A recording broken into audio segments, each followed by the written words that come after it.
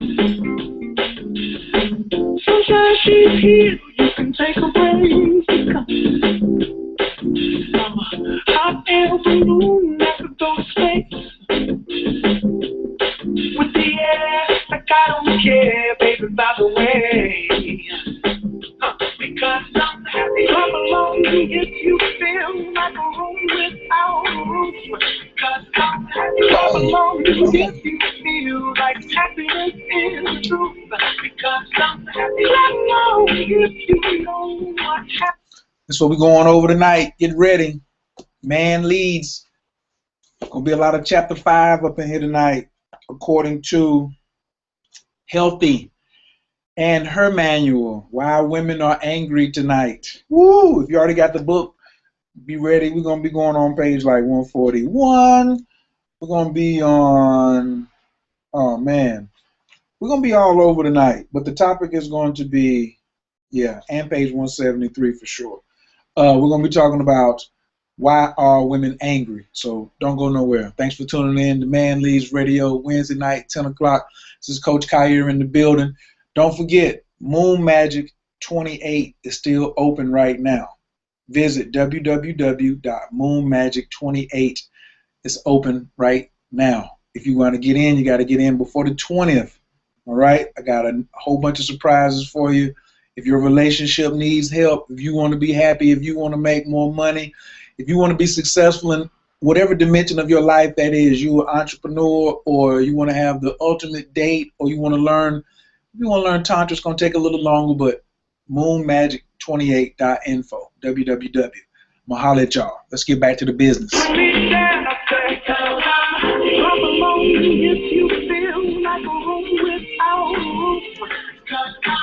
Come along if you feel like happiness is the truth. Because I'm happy. Come along if you know what happiness is to you. Because I'm happy. Come along if you feel like that's what you want to do. Because I'm happy. Come on if you feel like a roof without a roof. Because I'm happy. Come along if you feel like happiness is the truth. Because I'm happy. Come along if you know what happiness is to you. Because I'm happy. Come along if you feel like that's what you want to do. Bring me down, can't none. Bring me down, and love you. Bring me down, can't none. Bring me down, I said, come along if you feel like a room without a roof. Come along if you feel like happiness is the truth. Come along if you know what happiness is to you. Come along if you feel like that's what you want to do. Come along if you feel like a room without a roof. Come along if you feel like happiness is the truth. Come along if you know what happiness is to you. Come along if you feel like that's what you want to do. Bring me down. Bring me down. Y'all know I love to sing along with, y'all know I love singing along with the song, and y'all just caught me singing. Good evening, citizens of Earth. Welcome, humans. I merely tell you that the future of your planet is at stake. We have to ask you to try to stay calm, and it's important for everyone not to panic. I am authorized to assure you that so far there is no reasonable cause for alarm. Listen, do you hear? It's getting closer. We have come to visit you in peace and with goodwill. We work for a highly funded yet unofficial government agency. Our mission is to monitor extraterrestrial activity on Earth. We are the men in black. You know what the difference is between you and me? I make this look good.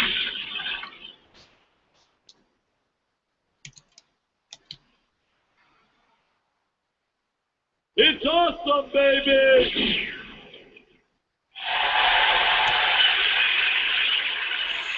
What's happening? What's happening? What's happening? This is Coach Khayr, and you are rocking with the best. Yeah! Welcome to Man Leads Radio, baby. It's getting ready to be popping. As you know, each and every Wednesday night, we come in and we talk about this amazing book, Man Leads. You wonder why we keep coming back, because we can't cover all the information and all the topics that continually come up in society each and every week. Last week we didn't have a show. I do apologize. 2 weeks ago we had a barn burner though. Just you have to go back in the archives. Go to Blog Talk Radio, type in Man Leads Radio, and it'll pop right up. You'll see all of the episodes on Blog Talk Radio. But last week I was in LA. Big shouts out to the Left Coast for showing me a splendid time. I mean, woohoo! This is a dream come true. It was. I made a lot of connects. I will be forward, not back. I will be forward coming back out to LA. Oh, man. I mean, I just got back in today, rerouted on a couple of different planes. They didn't even bring my bags back yet, but I was so excited about doing the show tonight. I was like, okay, when y'all call me, you have my address, and they're supposed to call me before they bring me my bags. They were last seen in Denver, I think, but it's okay because I don't stay in Denver. I'm in Atlanta.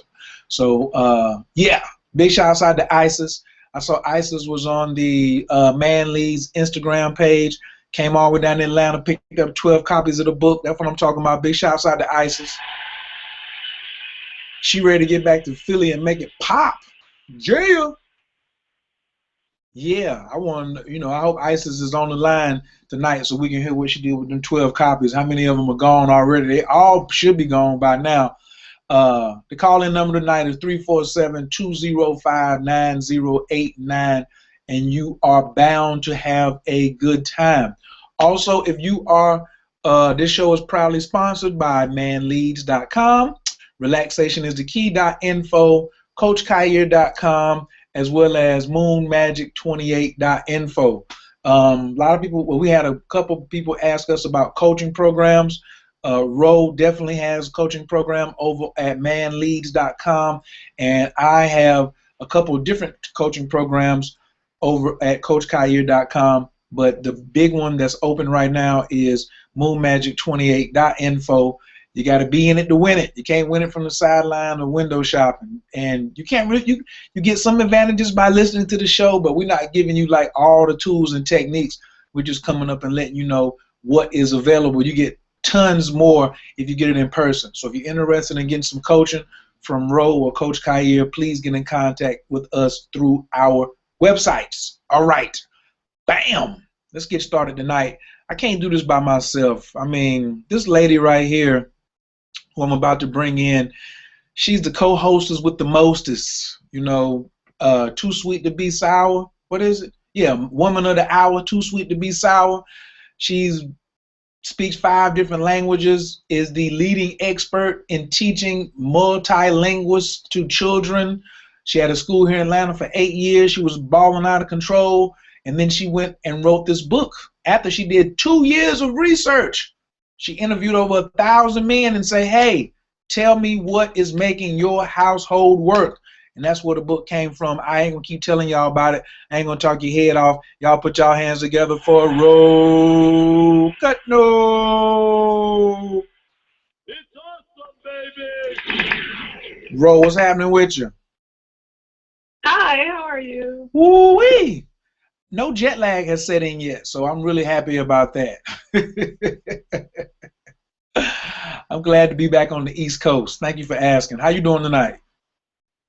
I'm good.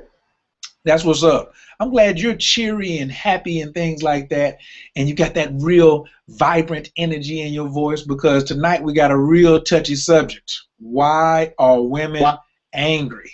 Woohoo! Are you ready to tackle this tonight? Yes. Uh-oh. Now, sometimes she just get too happy over it. I think she just fell back and crossed her legs right there, you know what I'm saying? Looked at her manicured nails and was like, oh, yeah, I'm ready for this right here. So, was I correct? Are you really casual? Are you prepared for this one right here? Like, really, really prepared? You know it. Okay, good.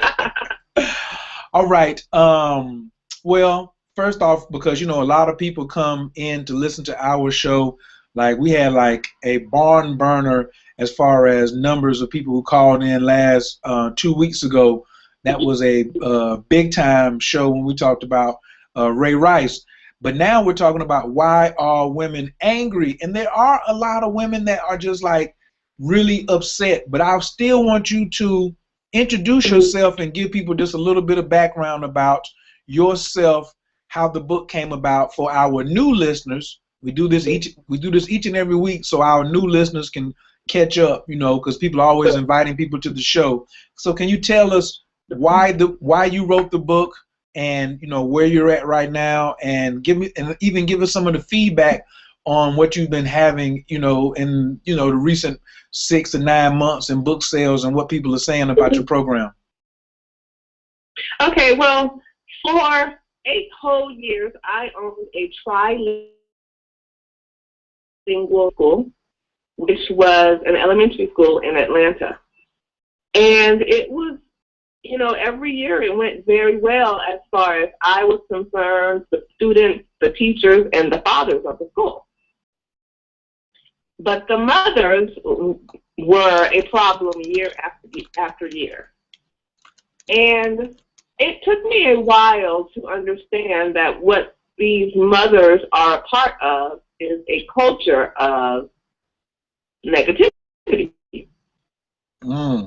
So when I realized that they were causing the same havoc at their homes, within their families, and toward their husbands, that they were bringing to the school, I realized that I could never please them. They would never be happy, that they were addicted to negativity, and that the only thing that I could do for my students at that point was to close the school and write a book based on research of what really works in harmonious families across the globe, so that when they grew up, they did not have to have the same experiences.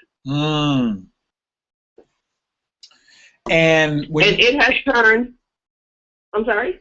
No, I was just going to ask you, for the record, a lot of people say, well, how many people did you interview? And then they say, well, your research could have been skewed because you talk in such absolutes. Each and every week we talk in absolutes, and people are like, oh, it's impossible for it to be absolutes. You must have just been hand-picking people. So I wanted you to just talk on that, how many people you interviewed, and like what was the array and the backgrounds of the men and women, and like what was the criteria for even interviewing these men? Well, what first has to be understood is that I speak 5 languages, and I am an expert in culture. And when I went out to do my research, I realized that masculinity is its own culture based on the definition of culture from what I know as an expert in culture. But also, the fact that I speak 5 languages has opened me up to be able to understand that men have their own language, which is not mostly verbal. So in order for me to understand and grasp the entirety of what the men I interviewed were saying, I needed to be able to learn how to speak man language. And it's something I have become very skilled at, mostly because of the fact that I interviewed 1,000 men and their families. And when I piece all of their answers together, I can get a very broad idea of what men are referring to when I ask them certain questions or certain behaviors within their families.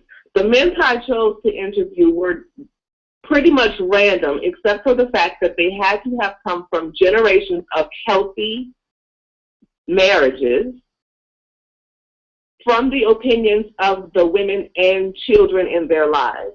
And they had to have come from absolutely no abuse or no sexual bias towards women or women's rights. So we were not getting men who were sexist towards women or abusive in any way. These men were and are considered extremely healthy leaders within their society. And I did not just interview men from other countries. Some of the men I was able to interview came from this country. You know, it wasn't easy to find the men who fit this particular criteria from this country. But there are some men who are great leaders within their community and have extremely harmonious families from America also. Did I answer everything? Yes. I mean, exceptionally well. Very well. Thank you, thank you, thank you. So now, myself, my background is that I came from a broken home. Broken mean they started fighting very early. Then they had a divorce. Then they played, you know, the game of manipulating one another through the children. I'm a grown-up latchkey kid, and there was a lot of healing that I had to do. And that's one of the specialties that I coach is in relationships. And I deal with a lot of women. And yes, they are very, they want to know the techniques, but most of them that I come to are very angry about a lot of different things.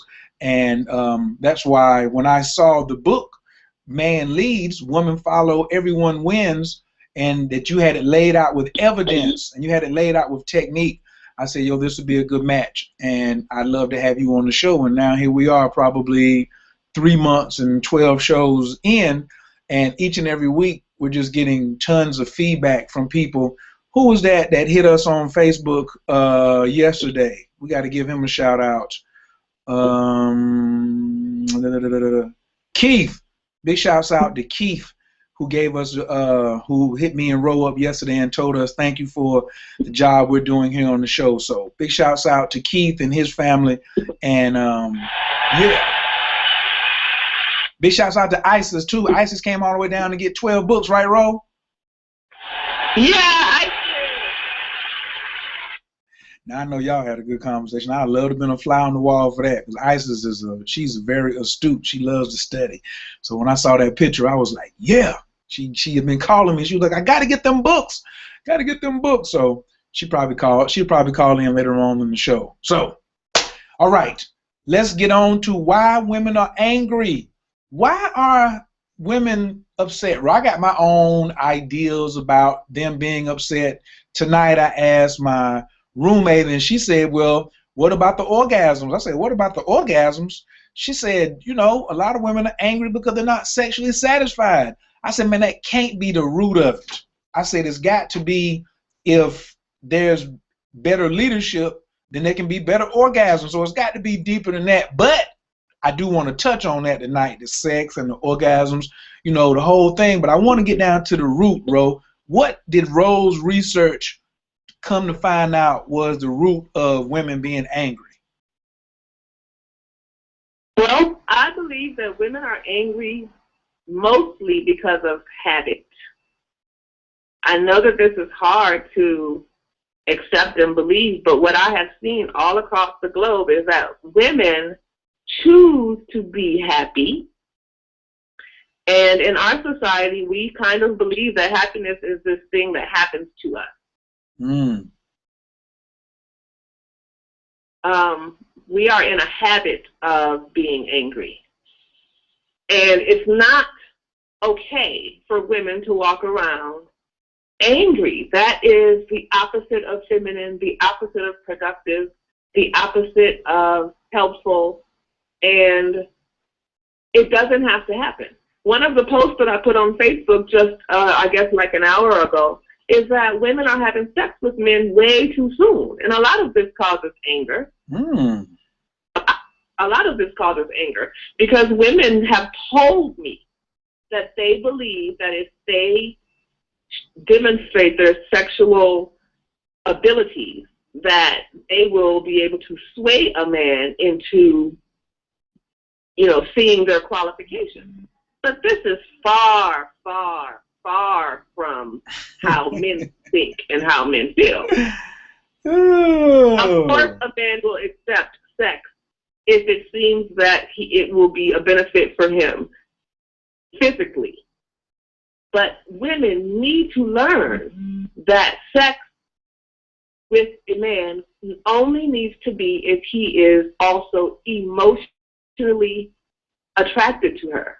And that sex cannot happen unless there is some type of commitment that a woman is comfortable with. If she's comfortable with the commitment that the man in her life is offering to her, and they have sex after that commitment, then we can get rid of a lot of disappointment and anger. But a lot of women are angry because they had sex with a guy and he didn't call back, or they had sex with a guy and he didn't, stay in a relationship with them. Women won't be angry if they did not have sex with a guy and he's not behaving the way that they expected.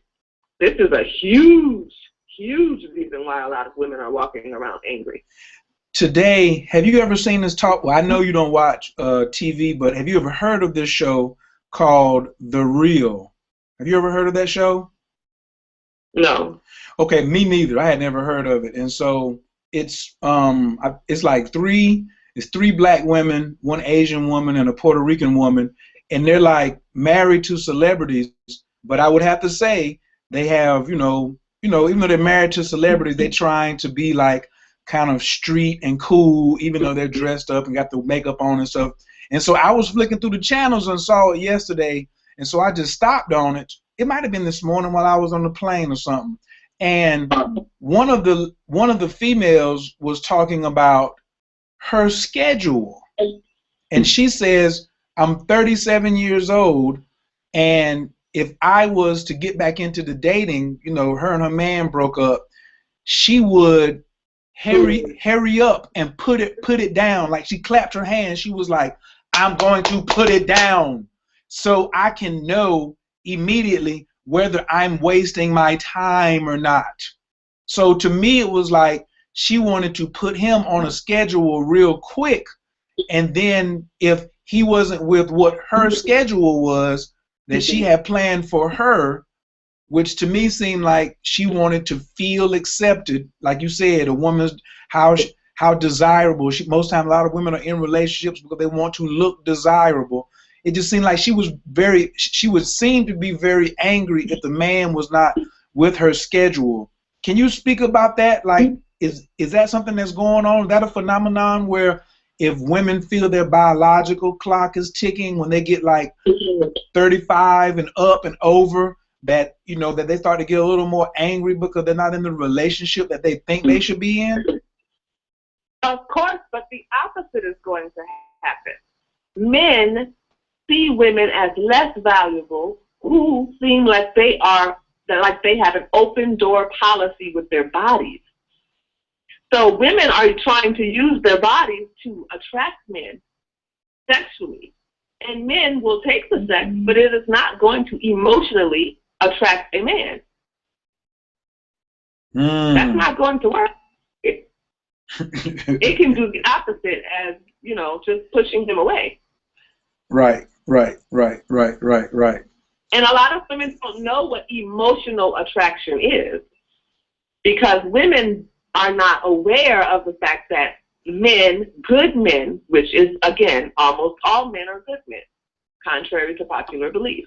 But women are not aware of the fact that good men are looking for the one in one form or another. It may not be in his 20s. It's probably not ever going to be in a guy's 20s. But men are looking for the one, and they're trying to weed out women to determine who the one is. It's not that women are going to sway men into marrying them through sex or anything else. It's that men are looking for the one. We have to remember this. And when men are looking for the one and a woman comes along who he's not emotionally attracted to, but he's physically attracted to her, he will probably have sex with her. But she doesn't turn into the one from sex.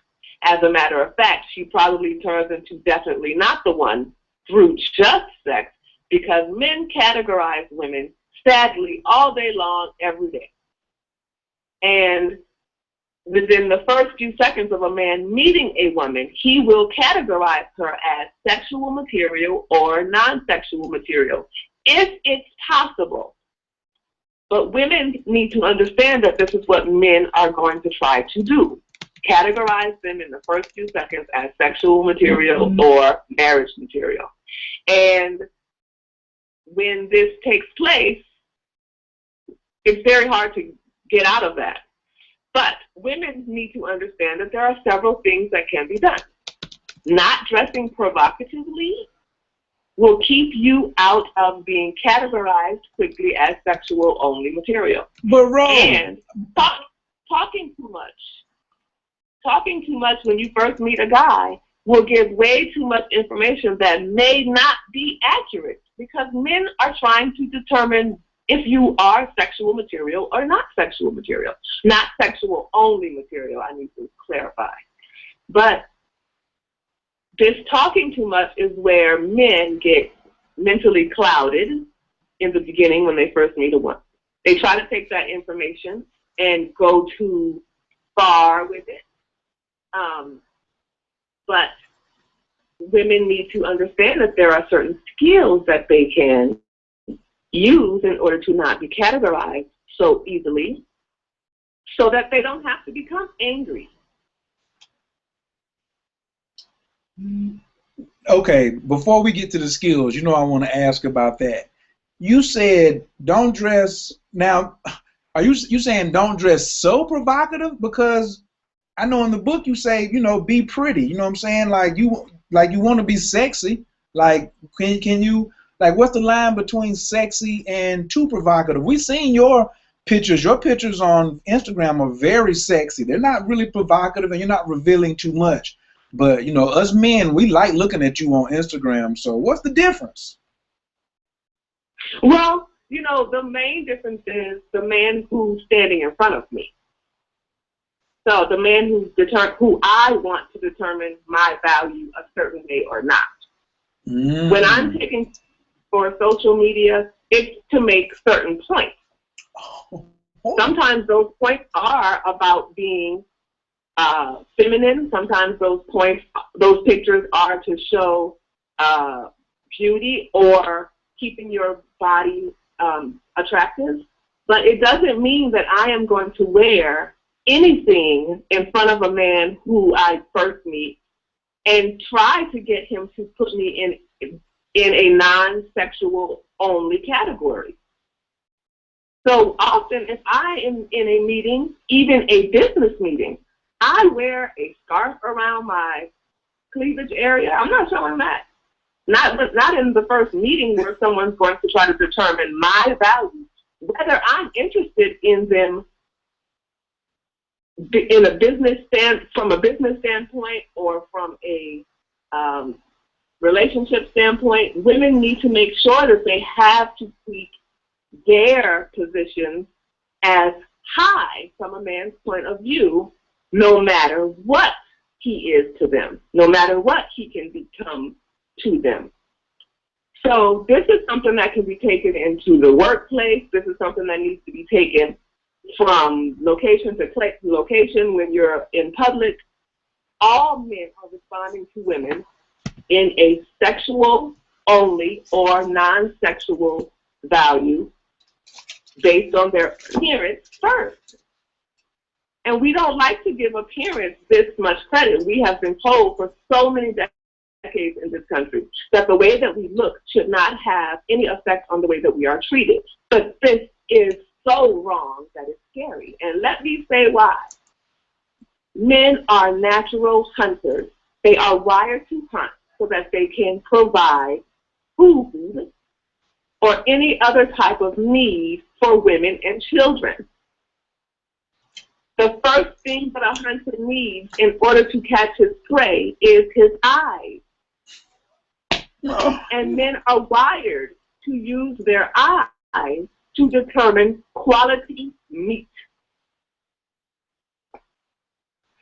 My. Show sounds good to me. I ain't got that sound effect, so I had to sing that one right there.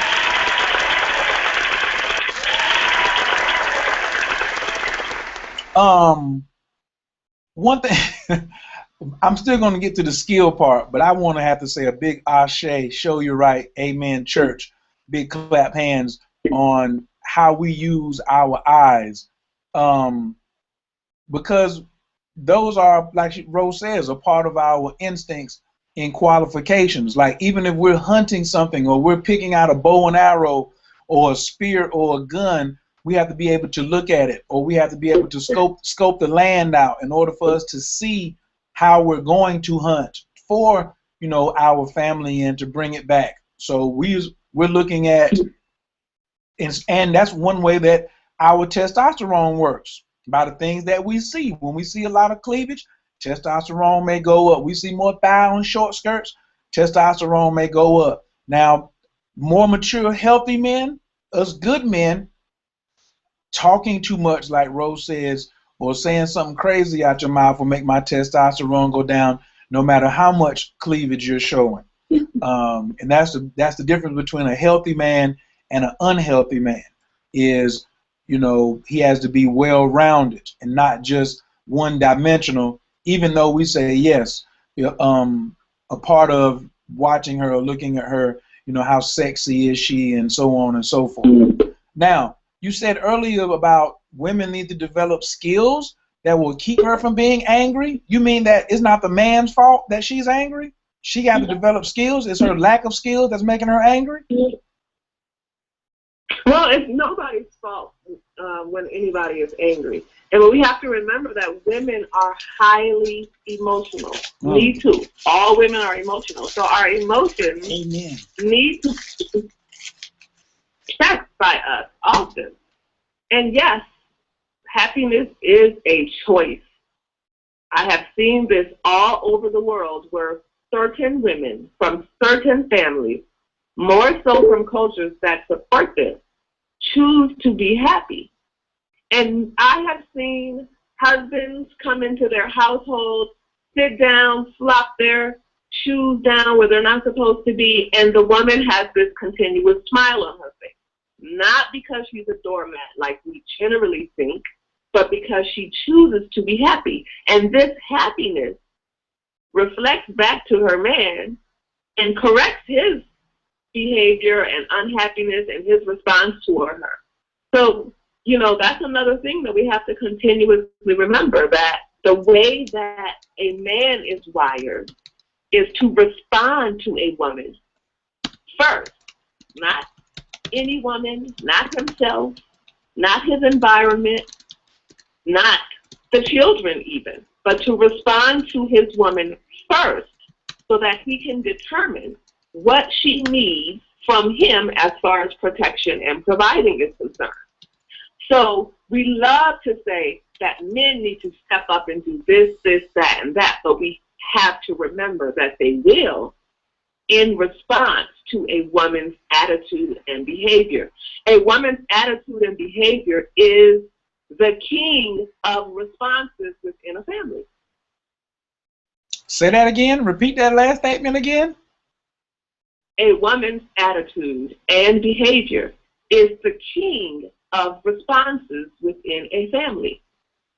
Elaborate. So we like to say happy wife, happy life, and some of that is true, although I agree with that generally. But if a woman is in a positive, happy mood and she's in a relationship with a good man, not a negative, abusive man, but a good man, she can always influence everyone around her within that family, including him, with her energy, femininity, happiness, and mood. She influences everyone in the family, more so because of the way that men are wired.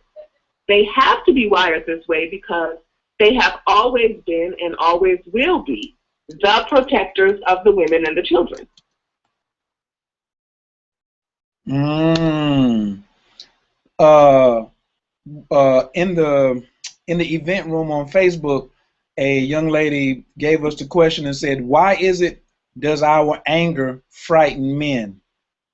I'm going to let you address that first. Why is it that women's anger frighten men? What do you have to say about that question? Well, really, it's the same thing that I just said. The first thing is that women's anger frightens men because they're responding to that anger. It also is reducing their testosterone level when the woman is angry because, again, men are wired to protect and provide for women. So an angry woman is not pleased, and that's the opposite of protection. Right. When a woman is not pleased, it causes a man to feel like a failure on some level.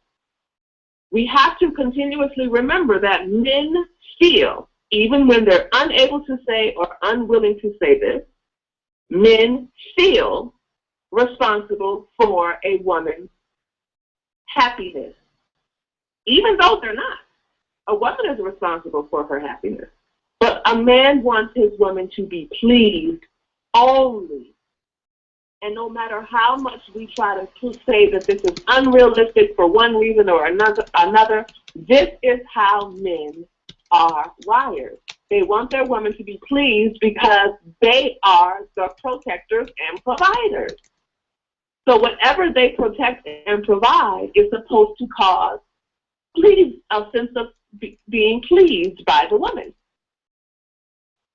And so there's nothing that's going to be solved or improved or built upon in any relationship if the woman cannot be happy. If a woman cannot keep herself happy, then the relationship will crumble. Because the main reason that the man is there is not sex. It's not to get bills paid.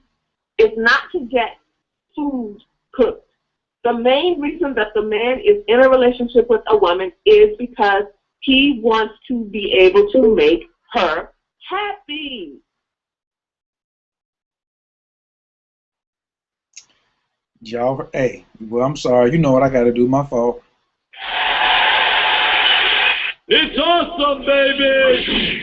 And the hips just keep on coming. I was a little slow on the draw, but you are absolutely right. And I realize that a happy woman doesn't get angry.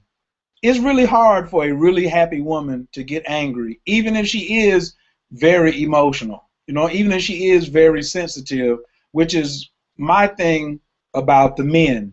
I don't feel that men are frightened by a woman's anger. We are turned off. We're not interested. Turned off, not frightened. We're not frightened. And if we are, we aren't frightened. We aren't frightened by your anger. We're frightened by what you are capable of, by what the media has shown us, by you being angry, and the movies that Tyler Perry has put out here, and all of those things. We're frightened of those things that you can do, especially in the cases of lying. You know what I'm saying? Some women get so angry they're gonna make up a story about a brother. We are afraid of that. But your just anger of thinking that you're just gonna come and just beat on us and beat us up, we ain't afraid of that. But we're definitely turned off. We don't want to continue to protect you because we seem like we're a failure. We seem like we failed you in protecting you. And then we want to be peaceful. I've said that since day one, Ro. How many times have you heard me say men really want peace? Not a piece of. Yeah, but this is something that really surprises women. It really surprises women. And they think that men are just going around trying to eat, sleep, and have sex. And it is so far from the truth. We need to be really, really clear that men are not verbally talented creatures. What you hear from a man's mouth is not necessarily his feelings. But men are extremely sensitive beings. There is a lot going on in their minds. They are thinking a whole lot more than women like to give them credit for. And they are planning and planning way more than women think. That's the cash register. Every time you say something that's like that, that's that cash register when you hitting it like that. Please continue, please. Yeah, men are not dumb. We need to stop doing this. And, one of the things that can be healed from women really understanding how complex men are is, there can be much more respect for men once we understand how complex they are. Men love to say that they are simple, but they're saying they're simple because they don't have a lot of words to describe themselves. And they often do not understand themselves from a place where they can verbally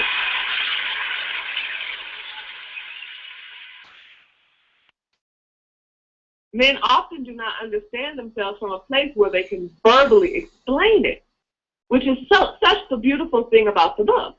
My male readers tell me that they cannot believe that there are all of these words for what they have been trying to say but have been unable to say for their whole lives. But I guarantee everyone listening that what we have in the book, Man Leads, is the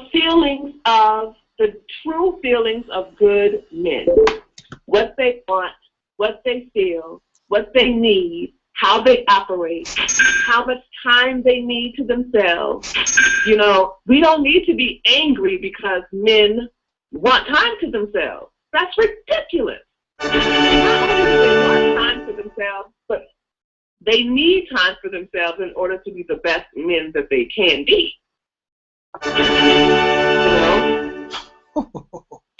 I wish you could, if anybody's looking at me on YouTube and you can see my face right now, I'm just grinning over here. Like, I'm just scratching I ain't scratching my head because I'm confused. Because you summing it up. Hold on. This ain't no cosign. Ro didn't pay me to cosign this. I got to say this because she can talk. So I'm not cutting her off. I'm just adding on. But she hit it exactly on the head. Why me and my brothers, we love this book because she finally put it into word format for us. And she proved this point. I've been saying this for so long. Sometimes I do this with women, and I speak on how women really feel. And women say, you aren't supposed to be able to express it like that so clearly. But I am. And it's not that I'm wrong. I'm expressing it clearly. And it can happen. And now Ro is expressing it for men. And then for men to see the format. Ro doesn't want to talk for us, but she has shown us the format and given us words like a skeletal system. Like, it doesn't represent every man on the planet as far as like his soul nature and his astrological chart and his numerology. But on a broad basis, I would have to say when she says that we are wired to be instinctual first and think second, when she says we want to protect and be happy and want some time alone more than we just want to have sex and eat, and that we are much smarter than women think that we are or give us credit for,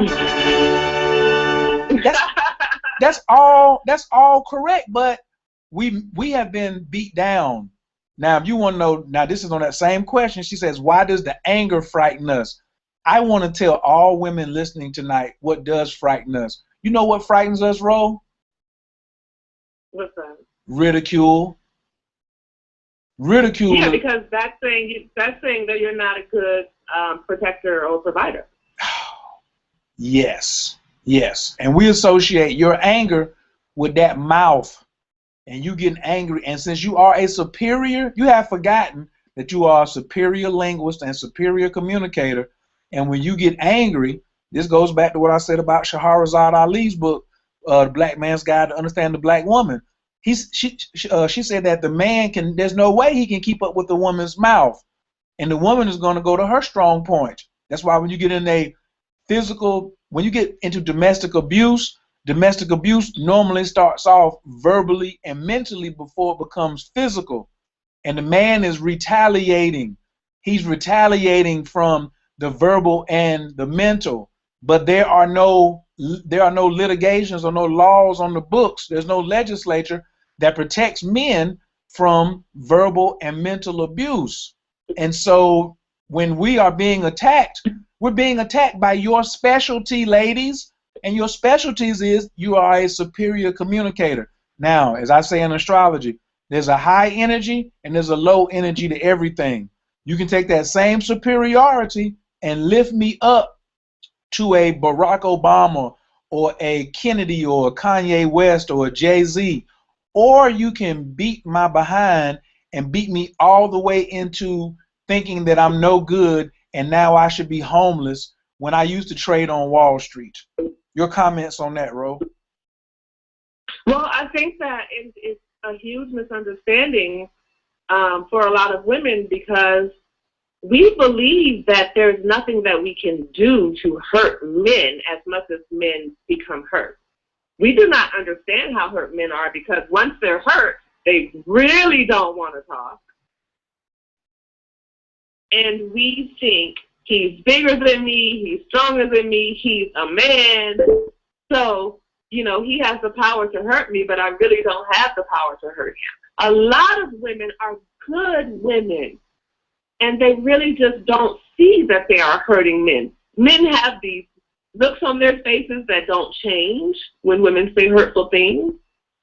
They do not say a lot of things back, and they let their hurt build up until they get really, really angry. And most men keep that under control. And so us as women, we do not see that we are hurtful to men, because we have been told for many generations that men hurt women. We don't hear much about women hurting men. But a lot of men are seriously, seriously hurt, disappointed. They're not wanting to be in relationships.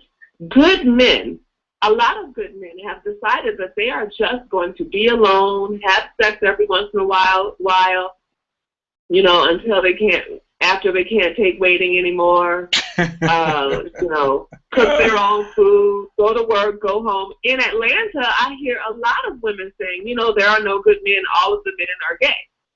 But it's not true. We have an extremely large number of single heterosexual men in Atlanta, one of the highest in the country, actually, besides San Francisco and Seattle. But what we are having, where these men are, is at work, in traffic, and at home, because they have given up on the idea that women are going to bring them peace and love. Boy, this is a sound effect I don't like playing, because you're right. And when that giving up, which is a martial art technique. The first rule of martial arts is to avoid rather than harm, Ro. Did you know that? If we don't I didn't know, but, you know, a lot of people see this as cowardly, but the truth is that, you know, what you keep saying, men are looking for peace, peace, peace. And we don't see this in our Western society. We think that men, for some reason, are causing dramatic situations, but when you look, just calmly look closely, you can see that it is the women who are creating dramatic situations. And men are trying to respond with peace so that they can be an example to the woman in their lives as to what they want to get back. But it's not working.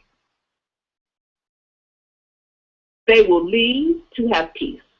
They stop talking on the phone to have peace. They stop,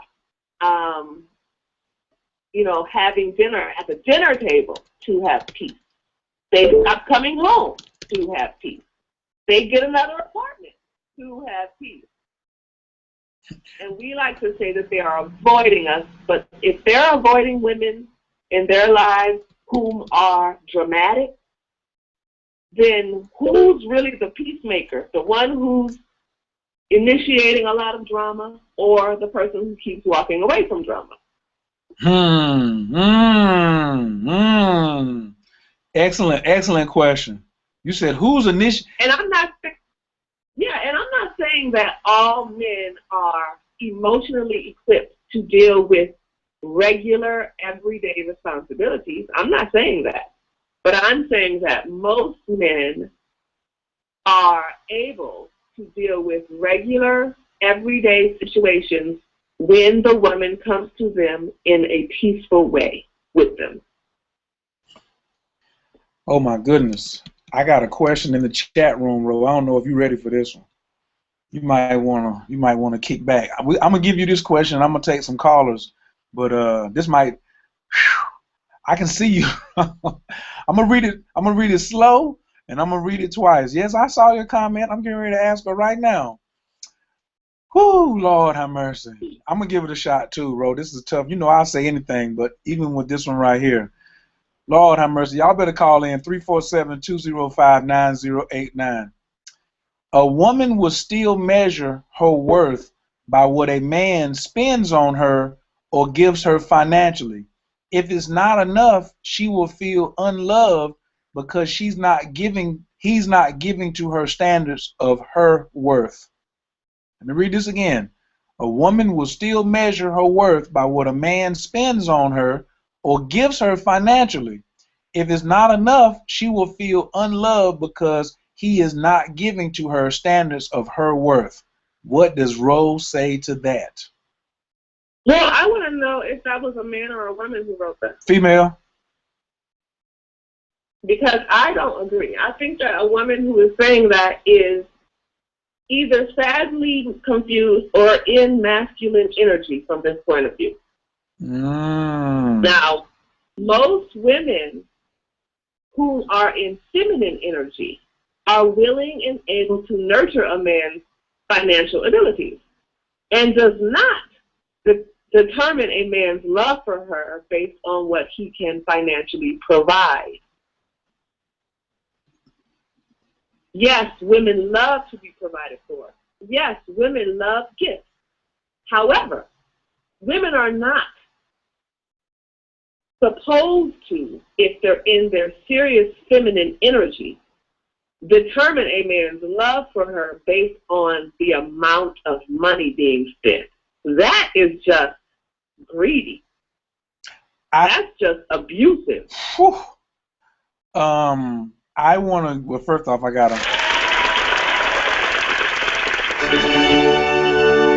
want to say this, because this is a show about remedies, all right? So listen, if you are a female and you agree with the amount of money he gives me has to be equal to my worth. Now watch this. Close your eyes and take a deep breath. Exhale. And imagine that you have all the money that you can have. Imagine that you are the Queen of Sheba. And you're not talking to an ordinary Joe Blow citizen of the kingdom. You are the Queen of Sheba with your own kingdom and your own money. And then King Solomon comes along, who even has more wealth than you. And you remember that Queen Sheba was not impressed by Solomon's wealth. So in 2014, 15, 16, let's say you already got your own money. And then a man comes along, and that statement that you make, sometimes women say this to ridicule men. You can't do nothing for me because I got my own money. But what about this time? It's true. You do have your own money. Are you going to say that you're going to measure your worth by how much money a man can give you? Do you think Oprah Winfrey, a billionaire, followed that same esteem? Or do you think that that is because you currently may not be where you are at personally in your own desires financially? My particular suggestion, let me just finish this statement. Let me just finish this one statement. I pass it back to you. My suggestion is, like Rose says, get behind and nurture your man to where he starts to bring in 5 and 10 times as much money, and it's not a competition. And I know Rose getting ready to talk about, why does he got to spend it all on you? Is that what you want? Do you want to have some unlimited amount of financial account where you can spend most of the money in the streets so there's no lineage left over? Okay, Rose, now back to you. You know what I was going to do. Yeah, spending up a man's hard-earned money is the epitome of disrespectful. When you have to remember that men pride themselves on their ability to protect and provide. So if you take that providing and you spin and find more reasons for things that you quote unquote need, you are being extremely disrespectful. And yes, a man will give you money knowing that he can't afford it because he's trying to please you. But a man who's in strong leadership will make it very clear that he is not going to give up the idea of being able to create a strong family, a strong future, or a strong lineage because you want a new handbag. That's ridiculous. And, for all of the men listening, when women are behaving in this way, there does not need to be a fear that she will leave because she wants more money. Let her leave. Let her leave. There are plenty of women who can bring more money through simply nurturing their man properly. And part of nurturing a man properly is respecting him. And spending up all of a man's hard-earned money, whether you have some or not, is the epitome of masculine disrespect. And like I keep saying over and over again, respect is love to a man. Women love to say that they want to be respected too. That goes both ways. Blah, blah, blah, blah, blah. But the truth is, adoration is love to a woman.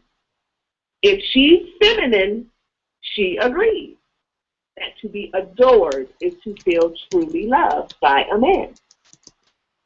So we need to offer respect to men so that they feel loved by us. Because if they don't feel respected, also known as loved by us, they need to get that from somewhere else in order to continue to protect and provide for anyone. This is not about them being selfish about their needs. When a man needs to feel loved, also known as respected, that is so that he's able to continue to protect and provide for anyone. Oh, my fault. You knew I was coming with it. This is a dream come true. It's awesome, baby! And the hits just keep on coming. All right, I gotta open up the lines. I know some of y'all got some of y'all sitting over here biting at the bit.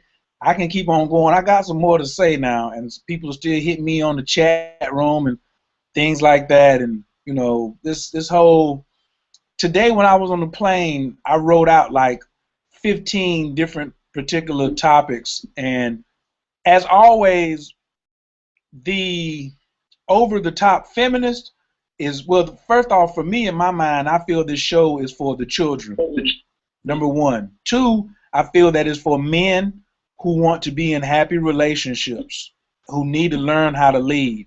And then three is for women who want to be in happy relationships and embrace real feminine goddess energy. And four, in the back, is for that masculine feminist. Y'all know who I'm talking about. That masculine feminist who says, I don't need no man, well, me first, all I need, I'm the goddess, and then, as long as I'm the goddess and I'm treated this way, yada, yada, yada, yada, yada, then this can happen. The conditional woman, the whole if-then woman, that's what I'm not going to call her a feminist. I'm going to start calling her a if-then woman, because a wise goddess, in my mind, doesn't do if-then. Ro, would you say like the stipulation relationship? That doesn't work anymore, does it? Right. So, so when I get questions about, the man, like somebody hit me earlier on and says, well, he must feed my body, mind, and soul. And so then I said, well, if he must feed your body, mind, and soul, what must you do? And then she replies, he shall receive the same in return and much more, for I am a goddess. Ro, how do men react when they hear things like that? Are we buying that? What, the I am a goddess thing? Yeah, that if you come to me and say, well, you must feed my body, mind, and soul, and when you do, you'll receive the same from me and much more because I'm a goddess. Are we buying that? In your research, have you heard the women in those successful relationships? Is that their attitude, or does this sound like a single woman? This sounds like a single woman. This doesn't work. This whole thing where women think that men are supposed to give first in a relationship. Maybe on a date, sure, but in a relationship where women think that men are supposed to give before they reciprocate any type of goodness or nurturing is going to turn a man off. That is unattractive. That's manly. And that's using and abusive. Use and abuse. And we have to continuously remember that masculine men are unattracted to women who behave in masculine energy. That's unattractive. They feel like they are sitting across from a man who looks like a woman.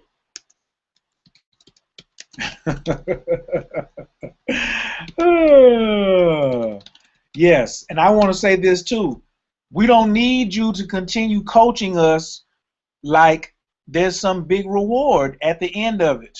Oh, you must do this for me, and then there's going to be some big reward in heaven. We're not Muslims. I respect Islam, but don't come at me religiously like that. We're talking about real life people here. All right? So, what else is going on in my chat? Yes, definitely a great example of gender roles for sure. All right, let me get to the callers. First caller we got is from 215-868. Your microphone is wide open. Thank you for joining Man Leads Radio. Can I get your name and where you're calling from, please? This is Isis calling from Philadelphia. Yay! How are you doing tonight? Whoa. Now, I can say that I have my book in my hand, and I am reading. As a matter of fact, at 10 o'clock when the program came on, I had my book in my hand, and I was reading it to some folks that were in front of me, so that's why I missed the opening. This is no joke. It is no joke. It is just totally awesome. And Ro and Coach both know what task I'm on right now with this book. We turn my daughter into son-in-law to be. The book, it speaks for itself. My work is truly cut out for me. Whoa. I started from the beginning of the book. First, I was just going, opening up, getting pages. So when I went back to the beginning, and I came up to page 18, and F in the manual, and when it says she should be soft-spoken, right. I read that one first, and then I went to H, a woman with such dedication. So I had to, hand that one out this evening because my daughter does work. They'll be listening to this, she especially. She does work, and she works a 12 to 14-hour day shift. She works. When we talk about that masculine female, I'm sorry, that's how she was raised, and that's why I got this work to do.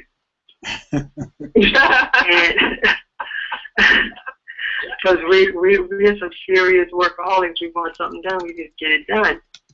Mm-hmm. And I'm, expressing this to the young man that this is a work that this is work ahead of us. And I also try to, I explain to him, when a man comes to a woman with a laundry list of all these things that he's going to do for her, and I'm going to do this, and I can do this, this, and this, and then, we start seeing well, nothing got done yet, and then it becomes I'm gonna. And that turns sour. And then the woman is looking like, okay, you said all of this, and now I'm watching you do this. And you talk about the anger comes up because you constantly are talking about what you're going to do, and I need to talk about that. Well, did you get to the part? Did you get to the part where a man's word has to be golden? It has to be golden. If a man cannot do something, if he's not sure 100% that he can do something, he is not supposed to say that he can do it. It's more so about what he says that he can do rather than what he does, because the word part is the part that causes distrust. Okay, and this is interesting. I didn't get to that part yet, but this is how I was explaining it to him. I said, when you take a woman, we're sort of like children. When you tell the child that we're going to go to the amusement park next week, and the child don't know when next week is, so they keep asking, when, if they're little, when are we going to the amusement park? And we're going. And then finally the child says, oh, well, that person didn't tell me the truth. Or however they want to put it, and they get sad, and then they start acting out. So that's how I explained it to him. I said it would be, I'm just telling you, it would behoove you to stop telling her all these things that you can do. And guess what? Yes. They're not married yet, so he has a good chance to start over. Yes, you're exactly right. You are exactly right. He cannot create a situation where he's unable to leave the family because they don't trust him. And trust for a man comes first through his word. So if a man is unable to do something, or he's not sure that he can complete something for his family, he needs to say, I will try, or I can't promise that right now, but I can try. Or I will see about that next week, but I won't tell you that I can do this for sure because I'm not 100% certain yet. Yeah. The moment that he says yes, that one single word, he needs to be there unless somebody kills him. Woo! Woo! She said unless somebody kills him. Lord have mercy. Oh, Lord. So because he's, the same age as my daughter, so I consider him as a child. I'm not trying. I already messed up 5 men. I'm talking about the 5 sons of mine, okay? With my masculine energy.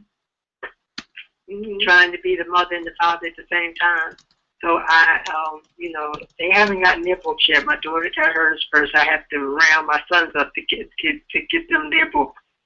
But this is just totally beautiful. I mean, the lineage, like you say, the lineage. This is important. This is so important. Right. And as far as your daughter working so much, she needs to be able to find a way to create balance, because the woman in the house is going to bring all of the balance. If she's not there enough, the house will go out of whack. Period. I explained that to her. That's what I said when the program came on, because he had just come here, and I was like, "Oh, sit down. I got something to read to y'all. I know y'all have your own books, but I got to read this." And I had to read it out loud, and then I looked at all my goodness, it's after 10. But we're going to get through this. We're going to get through it. It's for the future. Yes, and make sure they understand that a lot of couples have had to go back a lot of couples who have filed for divorce even have had to go back and look at the book and redo a whole bunch of things. And they have been able to, a lot of them have been able to save their marriages and not file for divorce. But it doesn't have to go that far. And that's a lot of years wasted. Yeah. And I suggest to a lot of people thinking of marriage that they do not get married unless they use the book as a prenuptial agreement. Amen, amen. Hallelujah, everything. Yes.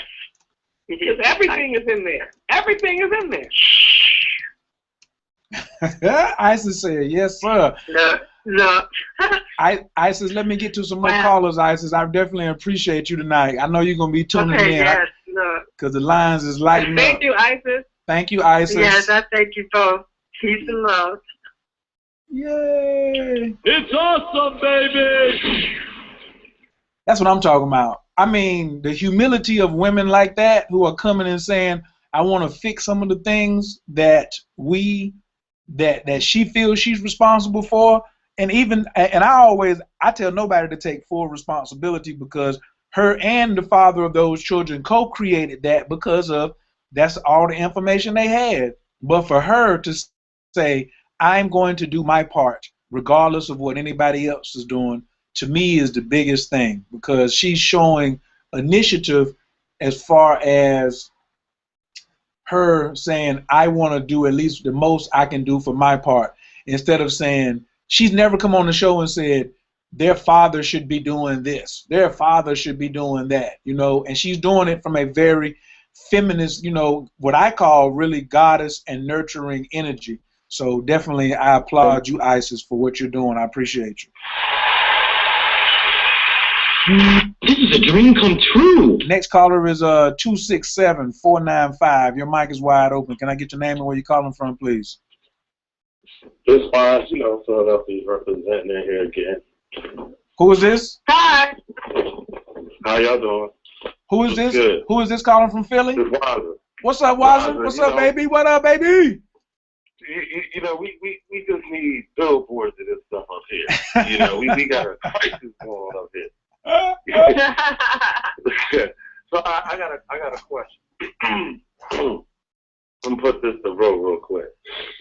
So there's a lot of really beautiful, intelligent women out here who have all the credentials to be wife material and so on and so forth. But I find that a lot of these women really I don't want to lean on the side of mistrusting, but they overthink very simple situations. And I find that these intelligent women that have an overactive mind, it's just very hard to deal with them because it's just mentally tiring. Trying to explain they ask you, where are we going? You say, this is where we're going. And then they question that, and then they question it, and then they question that, and then they question it, and question that. So, and there's a lot of good women, and I think they really lose out on men because I do feel like there are some things about men that are very simple. There are some things about us that are complicated. But I don't need a woman that I'm dealing with to complicate my simple shit.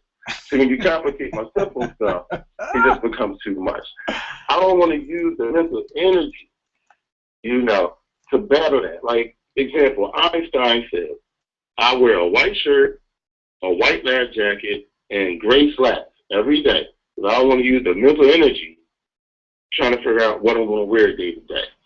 So what I'm saying is, in this world, and particularly for us as black males, it's important that, we have mental continuity and that we have time to, we don't really have time. Any man that's really progressive and out here really trying to make things happen for his family and for himself, we don't have a lot of time to be chasing, waterfalls, right? So, what would you suggest if a man is dealing with a good woman? He doesn't want to rid himself of her because she is a good woman, but she kind of over intellectualizes everything. Is there a remedy for that, or should the brother just say bye-bye? Yeah, actually, there is a remedy for that. Of course, I'm going to say, get her the book. But the other thing is that You got the book. You got the book. The other thing is that women need to talk. And sometimes women make up situations and make up concerns because they want to be heard. Right? Okay. Mm-hmm. So, men need to be sure that they are connecting with their women verbally on a daily basis so that they can talk. Mm-hmm. And if there's not a lot of time for every single time that a woman wants to talk, it is okay, and women can get with this. If men just tell them, okay, I have 10 minutes, go. Because women are very talented. They can say a whole bunch in 10 minutes. Right. And they will emotionally feel heard, especially if you ask questions, if you respond, if you ask for details. You don't necessarily have to help like men keep trying to do. But if you ask questions and you respond and you ask for details and you go, they did what? They said what? This is very great bonding time for women. Okay. So a lot of this overthinking that women are doing is due to the fact that they don't feel emotionally connected to men, so they're trying to figure stuff out all the time. Right.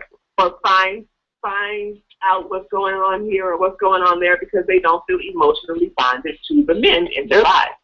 So one of the ways to correct this overthinking and this over-talking or going into great detail about things where there is no necessary reason to do that is to stay emotionally bonded to her through talking.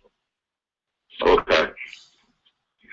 And especially American men do not want to face the fact that they have to spend a great amount of time with a woman that they're in a relationship with. But if she's present, if you can have her, if you can create a situation from the beginning that there are habits of being pleasant and she's pleasant to be around, then this makes everything easier.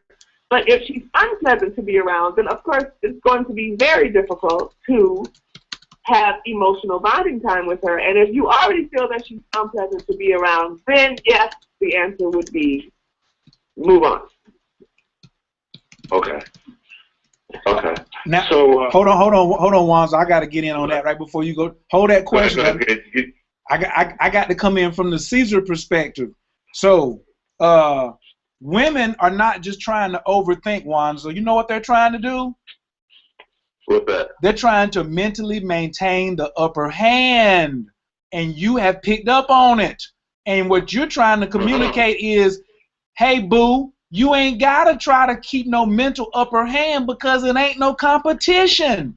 I ain't trying to dominate you. You done finally ran into a brother who's not trying to run no game, just get the draws and be out, or mentally dominate you. Most women think that since most men are physically stronger than me, I got to mentally do all these head games in order to keep him confused. And then when you pick up on it, that's why you're like, well, what is it? You know what I'm saying? What is it? But my thing is, I address it.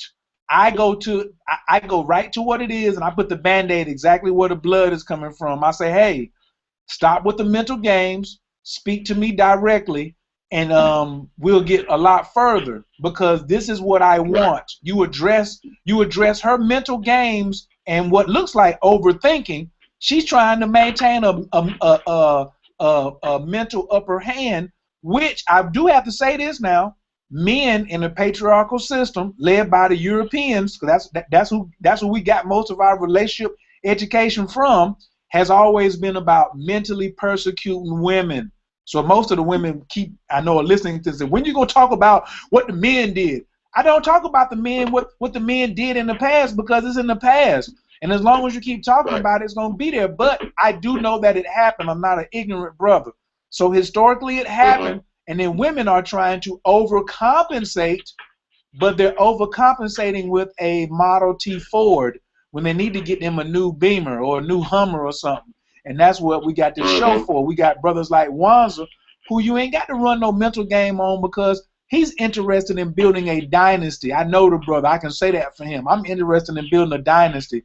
And for you ladies who want to try to stay so much further mentally ahead of us by playing the game, just like Rose said, we're going to go to the woman who we can emotionally connect with, and we're going to listen to her because we feel her sincerity. See, Rose is training us. So ladies, don't get mad at us. Get mad at Rose. She's training us men to go over to the soft woman. I ain't messing with no woman who wants to manipulate me mentally because Rose said I ain't got to. Rose said she was unhealthy. So don't get mad at me and Wanza. Get mad at Rose. I'm just joking. Don't get mad at nobody. I'm just joking. And you know what? I'm going to sign off on this note. I just think a lot of women have to be ready to be interested in men than women. There's a lot of heterosexual women that are into women, and they don't even know it. They're playing all these games with each other on Facebook. Why she like your post and all this and all that. You know, I had some kind of questions before. You know, why she like your post? I don't know. Why don't you send her a message and ask her? I can't speak for her. You know, it is what it is. And then when they come back later, oh, you know, I found out she was dealing with somebody else. You was right the whole time. Like, of course I was right. And I was like, but, you know, I told you that in the first place. You know, I apologize to me. I know who I am. I know what I'm doing. And I don't have to lie. You know what? Why gotta lie to have different chicks? I mean, you know, come on, man. It's not that deep. But women are just more interested in women and that game that women are in. And me as a man, I'm not going to get myself involved in it. I tell young ladies that I deal with, like, listen, your girlfriends are your friends. I don't care about what none of them have to say. If they're not in my household, sleeping in my bed, they have no right to say anything to me. You better keep them in check because your girlfriends will ruin everything. Keep them in check. I come at them from the door. Don't talk to me about Facebook. Don't talk to me who like this stuff because it's all through BS. Don't start creating nothing. But they in that world with themselves. There's a lot of heterosexual women that are really bisexual. They don't even know. And on that well, you know, women, a lot of women, you know, this man-hating thing has gone so far. It has gone so far. And women are obsessed with the idea that men are going to try to use us in some type of way. But we have to continuously remind these women that, yeah, the more that they act like this, the more masculine they become, and the more they are attracted to spending all of their time in one way or another with other women. Yeah. Yeah, they love it. They love it. They love women. Women love women. They're not interested in men. Men are just a byproduct right now. Woo! So you know what? When I travel to other countries, women are with men. Yes. They spend their time with men. Men want to spend their time with women. Unless they're having man time, they still spend the majority of their time with women. If they're in groups, those are couples, whether dating or married or whatever. But women enjoy men, and men enjoy women in all places. But here, we just think the men are against us, and men are tired of it. I can hear it in your voice. You know, I mean, you know, it's too much. It's just too much energy being wasted on things that aren't important. And I just think women have just been so distracted, and I don't think they really understand it. And they really don't value men as much anymore, and especially black men. They don't value us. But it's up to us as men. It's up to us as men to make them respect us. They do, and guess what? I have had seminars with women, black women and white women who are from America, and I have asked them in the beginning of the seminar, why do they need a man? Do you know that almost nobody has an answer? Yes. Ever. They've been trained that way. I'm sorry? I said they've been trained. Yeah, so I have to literally spend the first half of the seminar explaining to them why they need a man. Right. You know, just really, on another note, like, I don't think we realize growing up with TV how much of seeing like Laverne and Shirley and Three's Company, all these types of shows, Bert and Ernie, all this stuff, like how they really was separating the sexes the whole time subliminally. And then they put all the other stuff on top of it. And it just really is we're just a byproduct of what the coming from the 70s into the 80s is. And, bro, as you were saying about going to other cultures, when I travel to Brazil, it's almost like stepping into a time warp. I feel like I'm in the 60s, but I'm in modern time because the people operate together. Like you said, people still go out as couples. You know, they still treat each other a certain kind of way. You know, women won't eat before men eat. You know, it's a different type of thing that they have going on. And when you go there, it feels very nostalgic, but you're in modern times. And they hold hands, they kiss in public. I mean, it's not, you know, it's just a good thing, man. They just have a loving culture. And here, it's just so artificial. It's like McDonald's here, for sure. Well, it really is. We need to remember, and I try to say this on every show, that the media is designed to keep families against each other so that we can separate two households and build up the economy. Absolutely. So all of the things that we grew up thinking are normal are supposed to keep us against each other and confused by each other. Absolutely. So one of the best things about this show is that we can undo that confusion and those misunderstandings. Amen. Faux show. Appreciate it, Wanza. I'm going to holler at you, Lord. I appreciate y'all. Yes. Thank you, Wanza. Thank you, Rose. Thank you, Kyer. All right, Lord. Peace. Y'all better get on over to my man's barbershop and get tightened up over there in Philly. Go over there and holler at Wanza. Next caller's calling in from the 111 Skype. Boy, these lines blowed up tonight, Ro. You should see the board over here. I got to show you how to run this thing one time because you got to see this. But it's okay. You just over there chilling. Because she told me at the beginning, y'all, she was like, I don't want to do all that, Kyer. I just want to just be on this show. I don't want to run the board. I was like, okay, honey. So I run the board. And she sit over there and be cute and everything. And that's all right because she is sexy. So that's all right. Caller from the 111. You must be a Skype caller. Your mic is wide open. Can I get your name and where you're calling from, please? Hello? Yes, sir. Who's this? We can hear you. Yeah, this is Peter from Philly. What's happening? Hi. Well, how you doing? I'm good. I'm actually glad that the other woman called before because she actually did address, you know, one of the points that I was going to make about you know, men being in the position and being able to, you know, do all the things that they say that they're going to do. I agree with much of what was said. The only part I don't agree with is the coddling of black men and, you know, the stuff about, you know, a woman's going to come through and, you know, she can get with some dude that doesn't have it together and she's going to train him to, you know, be, you know, Barack Obama in 5 years. And that's not I'm sorry, sir. Go ahead. We didn't say train. Some other media that you heard before said train. No. You said, you know, something to the effect of I will never say train. I will never say train. This is some idea.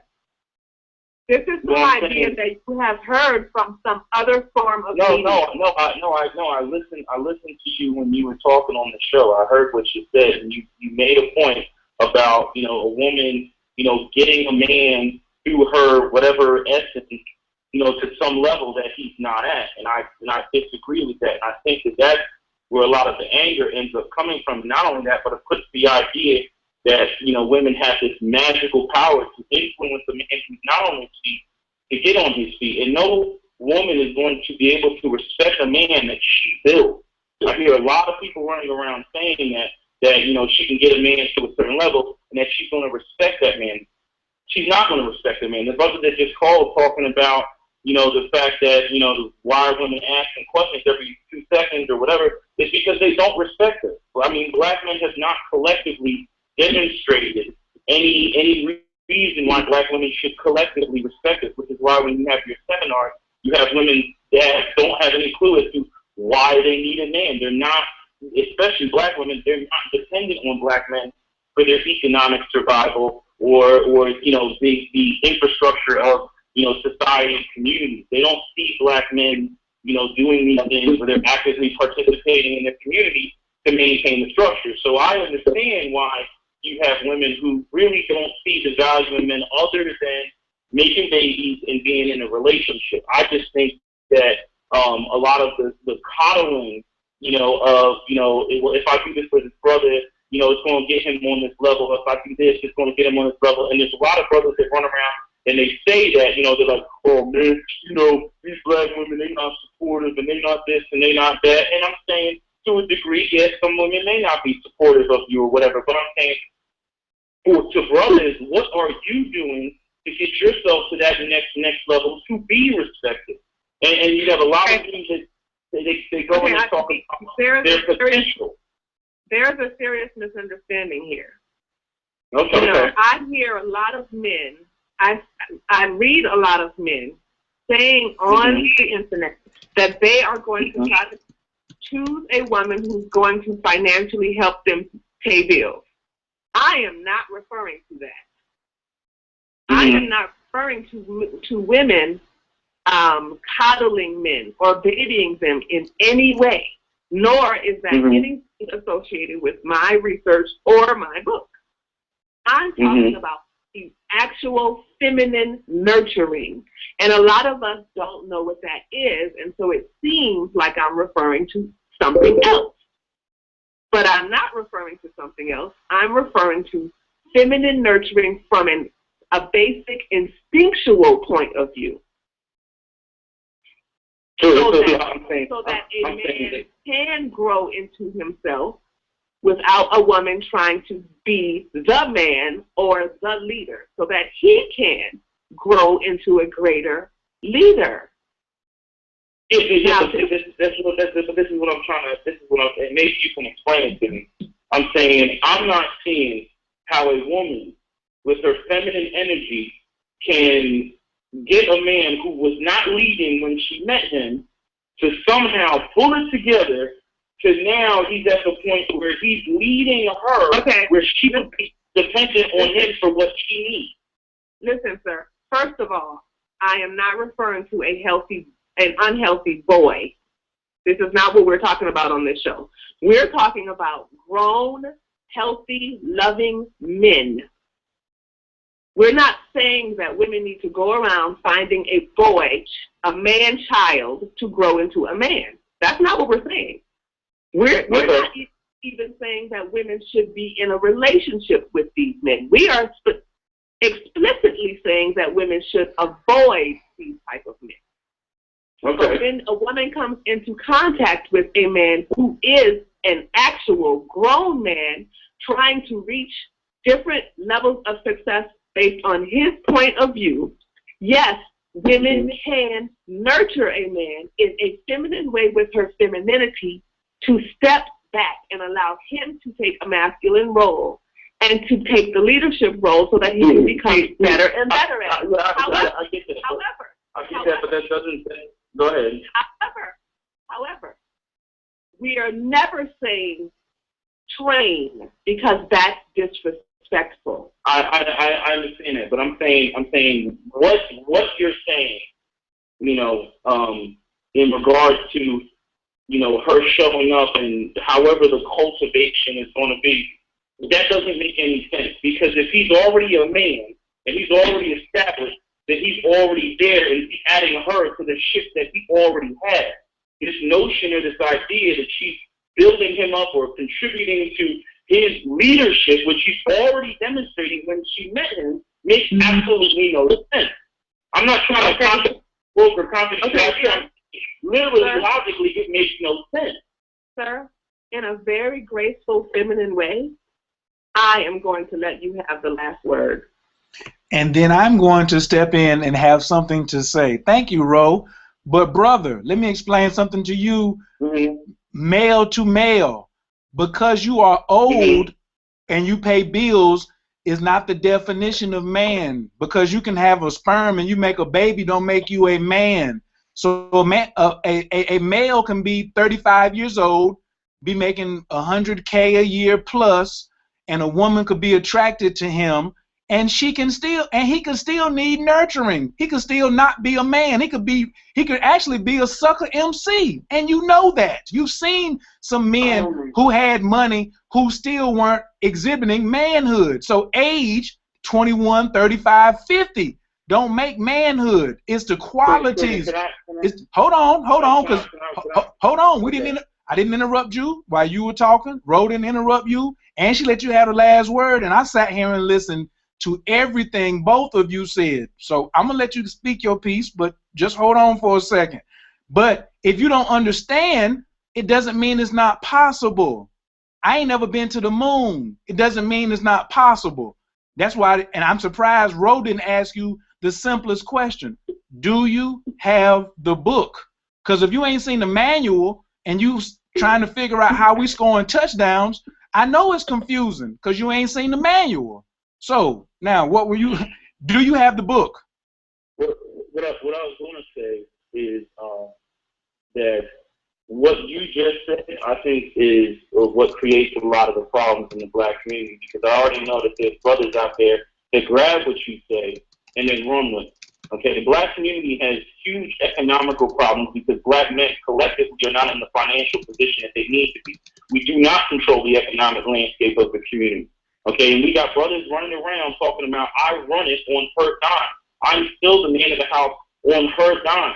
Okay, we got brothers out here who believe we're not, that but the show is not for them, no. The show is not for them. Let me finish my point. We got men out here who believe that manhood is intrinsic. Okay, and then when we get into arguments about, well, my manhood is not based on money. Well, I'm saying the world that we live in is based on money. So regardless of whether your manhood is based on money or not, you got some pretty ineffective manhood when it comes to making certain moves that you need to make in your community or in, this America, as a man, or working or networking with other brothers to make those moves so that black women can see us in that position and see us in that light where they can trust us and be dependent on us, not just because, of us, being in the position, but we're actually getting things done. You can only have that if brothers are in the position to do that. You have women out here who are trying to be gold diggers or trying to go out here and get with men and think that, if they get with a man that he's going to be able to provide something because he says he can provide something or because, of some intrinsic idea. But the reality is that in order for black men to provide what black women are looking for, whether that's promotion in media, protection, provision, all of that, we need to collectively be ahead of them. So any conversation about a brother not being in a financial position where we're collectively ahead of them is out. But yet, constantly, I hear brothers making that point that they can still be a man and they can still operate in this and that, and I can still love a woman. Yes, you can still love a woman, but you're still not going to be able to make the moves that you need to make as a black man out here in this world, so that black women do respect her. Gotcha. And I do appreciate your opinion. I do appreciate you calling in. This show is designed for those who want to do something different.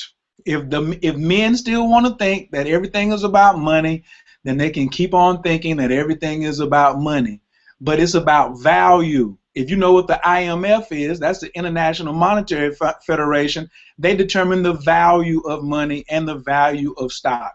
We're not here to argue with you, and we're here to for people who have bought the book and people who are interested in the book and who are interested in healthy relationships.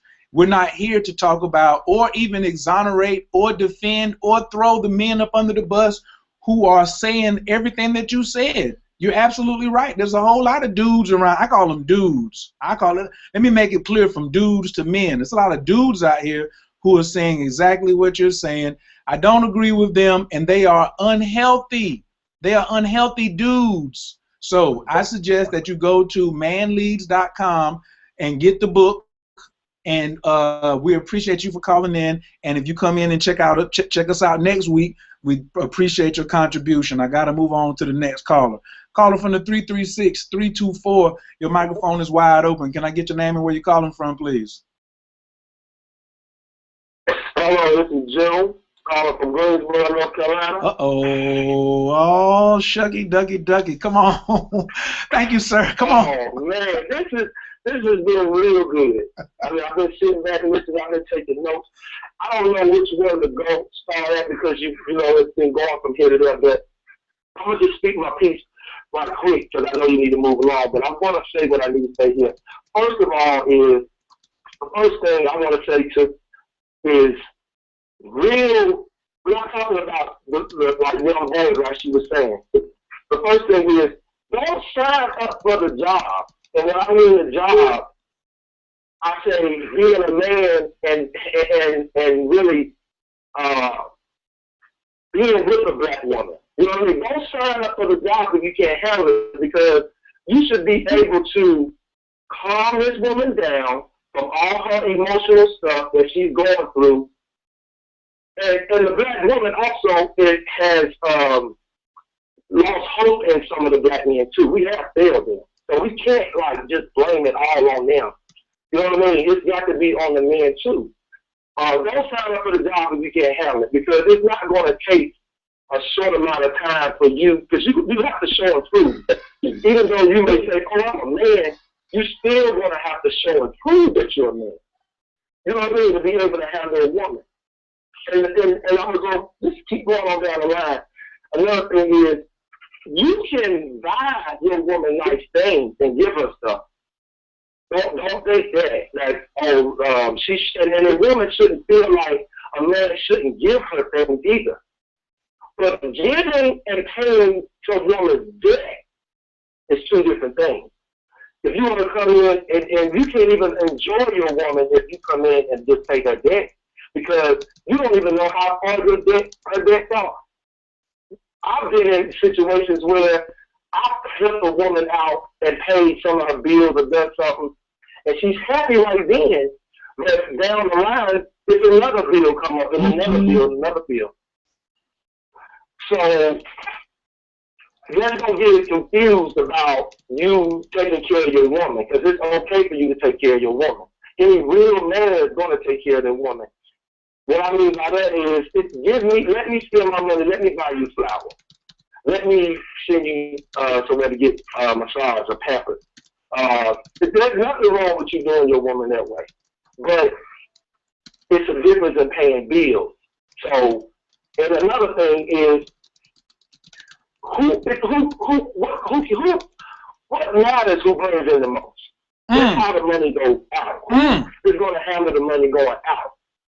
You know, it doesn't matter who makes the most. Because my father made the most, but my mother held it down. Because my daddy would make crazy decisions sometimes on spending. He would have so much in his pocket the way he would make crazy decisions, but my mother knew my daddy was a truck driver. I would cut it off, but my daddy was a truck driver, and seasons would change. You would drive more this time, you would make more this time, but she knew what it was. So she handled that, but she didn't make the most, but she knew how to handle things. So it doesn't matter.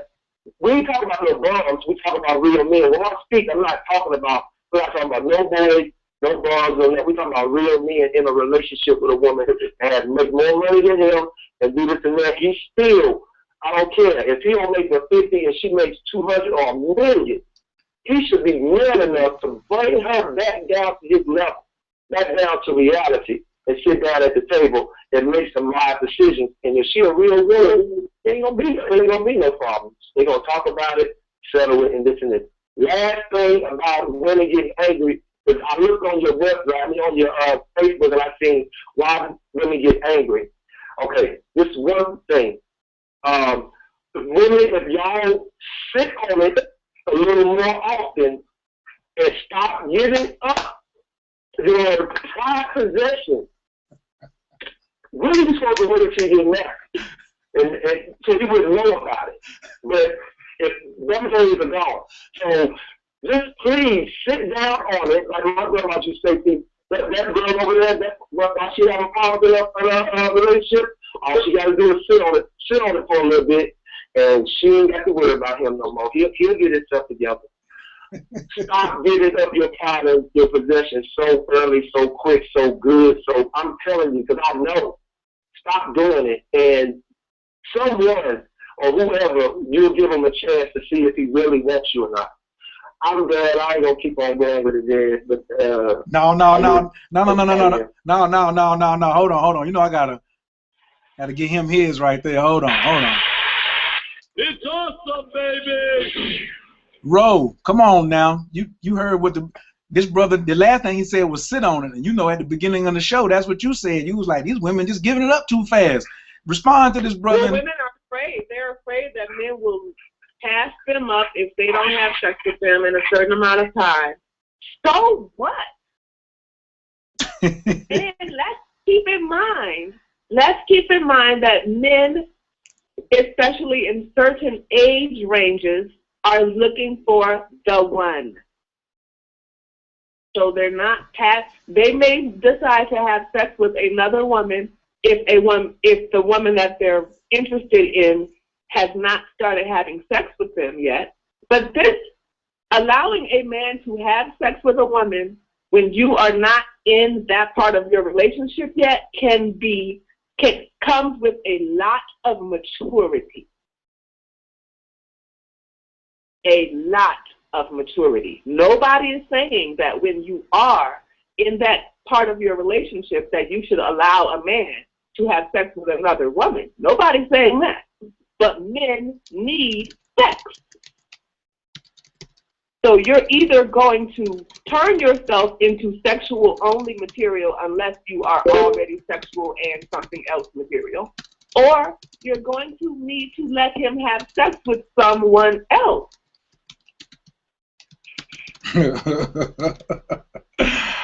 Word. But to understand men very well, we need to remember that they need to have sex. And there are plenty of women willing to have sex with them while they are deciding to be serious with another woman. June, what you think about that, June? You know, we forget that there are phases in relationships. Dating is not marriage. June, what you think about that, June? What she just said, when she said she can let him go head over and have sex with somebody else while he making up his mind. What you think about that, June? That's true. That's all. Everything that she said is true. Even down to the marriage. Marriage is not a phase. That's it. I mean, that's exactly. Women will do that. They will allow.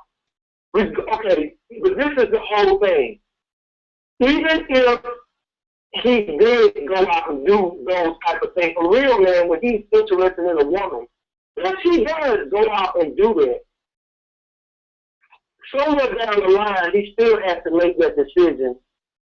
If he don't feel bad about it, have a conscience about it, and don't go back there, somewhere down the line, he's going to make that decision that, hey, I don't want nobody but her. You know what I mean? So he may go and make that decision, and a lot of men do while they're dating somebody. But also, too, women are not telling that they got about 4 or 5 men in their ears. They may not be sleeping with them, but women are emotional, and they love to talk and they love to do things like that. So they might not have a sexual relationship going on, which they probably do, but they're not going to say it's not really a sexual thing, it's just to come through, whatever. But they may have a lot of emotional relationships going on with other men, too. So it's kind of like, I want you to not have sex while I'm dating or while we're talking, but I'm not going to tell it. And then on the other hand, she's not going to tell you about this $40,000 in debt that she in. When we get into this relationship, she's going to be bringing that to the table. Ooh. So it's a give and take. It's a give and take on that right there. You know what I mean? Yeah, we are. It is we give do and take. want to have It is sex with. give and take. But last You know, it's a give and take. So let's understand women for who they actually are.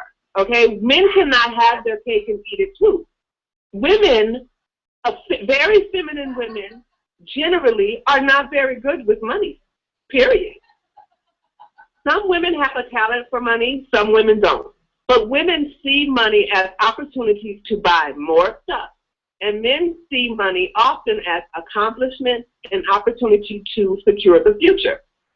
So when you're going to look at a woman who has debt, it's very possible that a woman has debt, but men in our society need to start understanding that with femininity, when a woman is feminine, she comes with facets.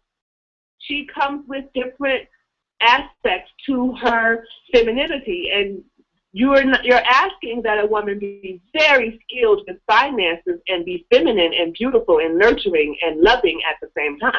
This almost never happens. So you cannot have your cake and eat it too. You men need to decide if you want a feminine woman or a masculine woman. Right, and and what I'm saying is, every woman that I've ever been with, I have brought out of debt. So I have no problem clearing the debt. I have no problem with that. What I have a problem with, the same problem she has a problem with.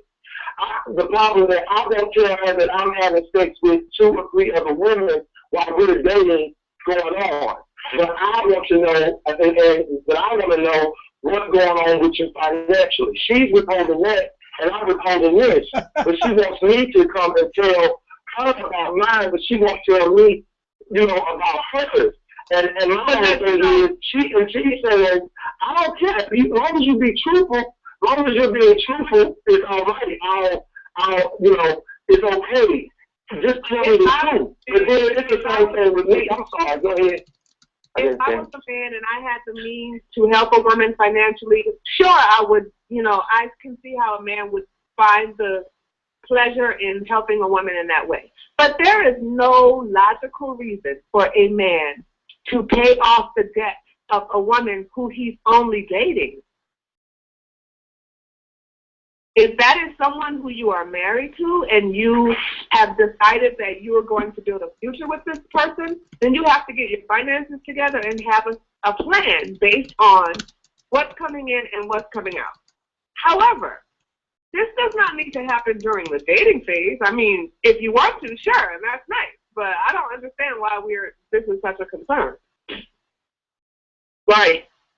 We're not really. What I mean by paying someone's debt off, I don't mean everything is financially. Meaning, explaining to her how to balance her money, explaining to her how to do certain things, not just coming out of our pocket. Cha-ching, I cleaned it out. And I'm not doing it in a dating situation. I was meaning in a relationship situation. We're building to that. Well, unless you're married, that woman's debt is not really your responsibility. However, if you have the means to pay her debt, then, and you feel like you want to do it, of course, do whatever you feel like doing. But I'm saying that, again, I don't have any problem saying that women view money in a different way than men do, obviously. It is one of the hugest problems in marriages. And women spend a lot more than they save generally. And so it shouldn't be a surprise to a man that a woman has debt, especially if she is, working and feminine. All of those things are going to be, an issue. But you can't say that you want a woman to have her finances in order for one reason or another, so that you can have a relationship with her, especially if you guys are just dating? No. No, I don't think he didn't say her relationships have to be in line. He says women want full disclosure in who you're dating, and men, we want full disclosure in your finances. Like if you, to us, that's what, like if you want. I am going to stand firm on this. What a woman brings financially to a relationship should have nothing to do with a man. If a man can live alone in a house before he's in a relationship or a marriage, he should be able to be in a relationship with a marriage, with a woman, without her money. Period. We're not saying that we need her money. I'm not. That's not what I'm saying. So the money should not. I know. We both are. It's like if I'm in my 40s. I know we both have collected debts and lived in homes and stuff like that. But I'm saying, I'm not. What I mean is, she's taking care of her things. She may not have but $50 in the bank. That don't mean that she's broke. She's, like you said, she's working every day. What I mean is, I'm not saying that she's not paying her bills, and I should expect that she should have some type of debt. She has a car, she has children, she has things going on. So I'm not saying that, that she shouldn't have that. And it's not a big issue.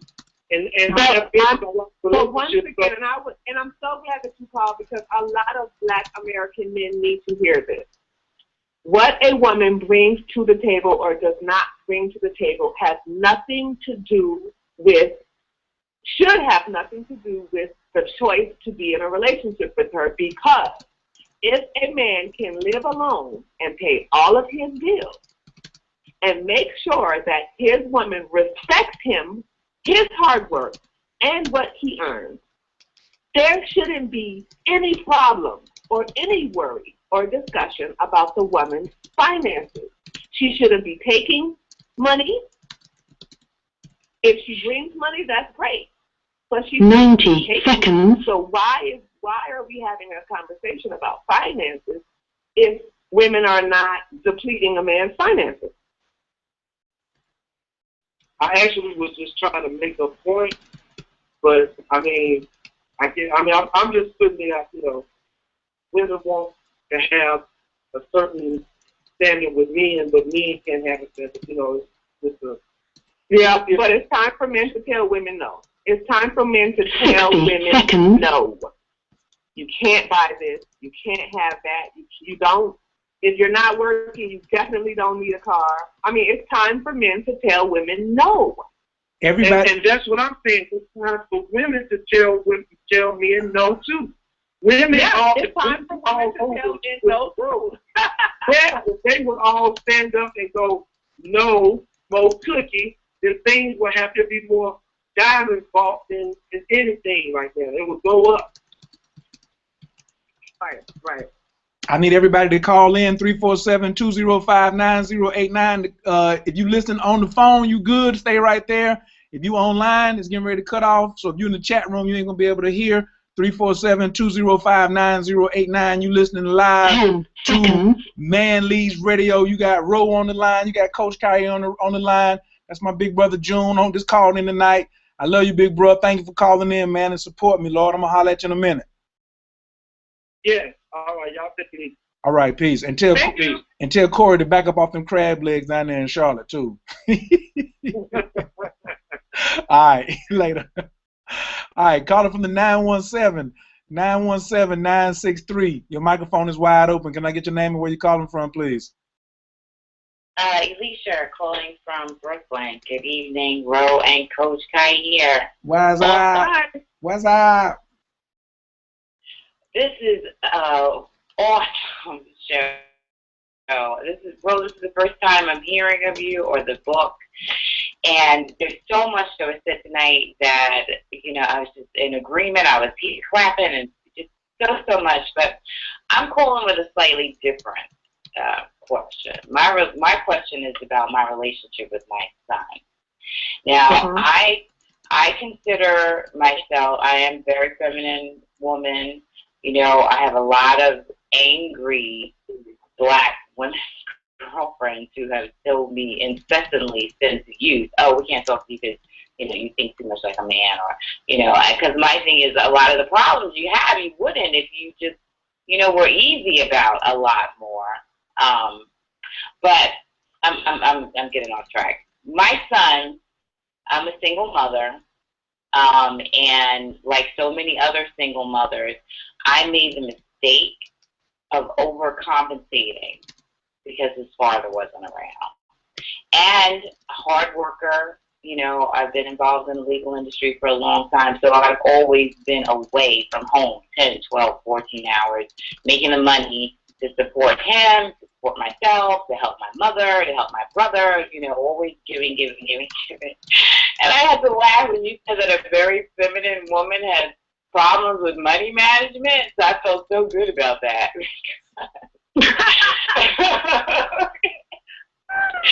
That made me feel so much better because I'm taking a money course now to learn how to reverse some of my, you know, we don't spending habits. We don't have to feel bad about it. Just own it. Just own it.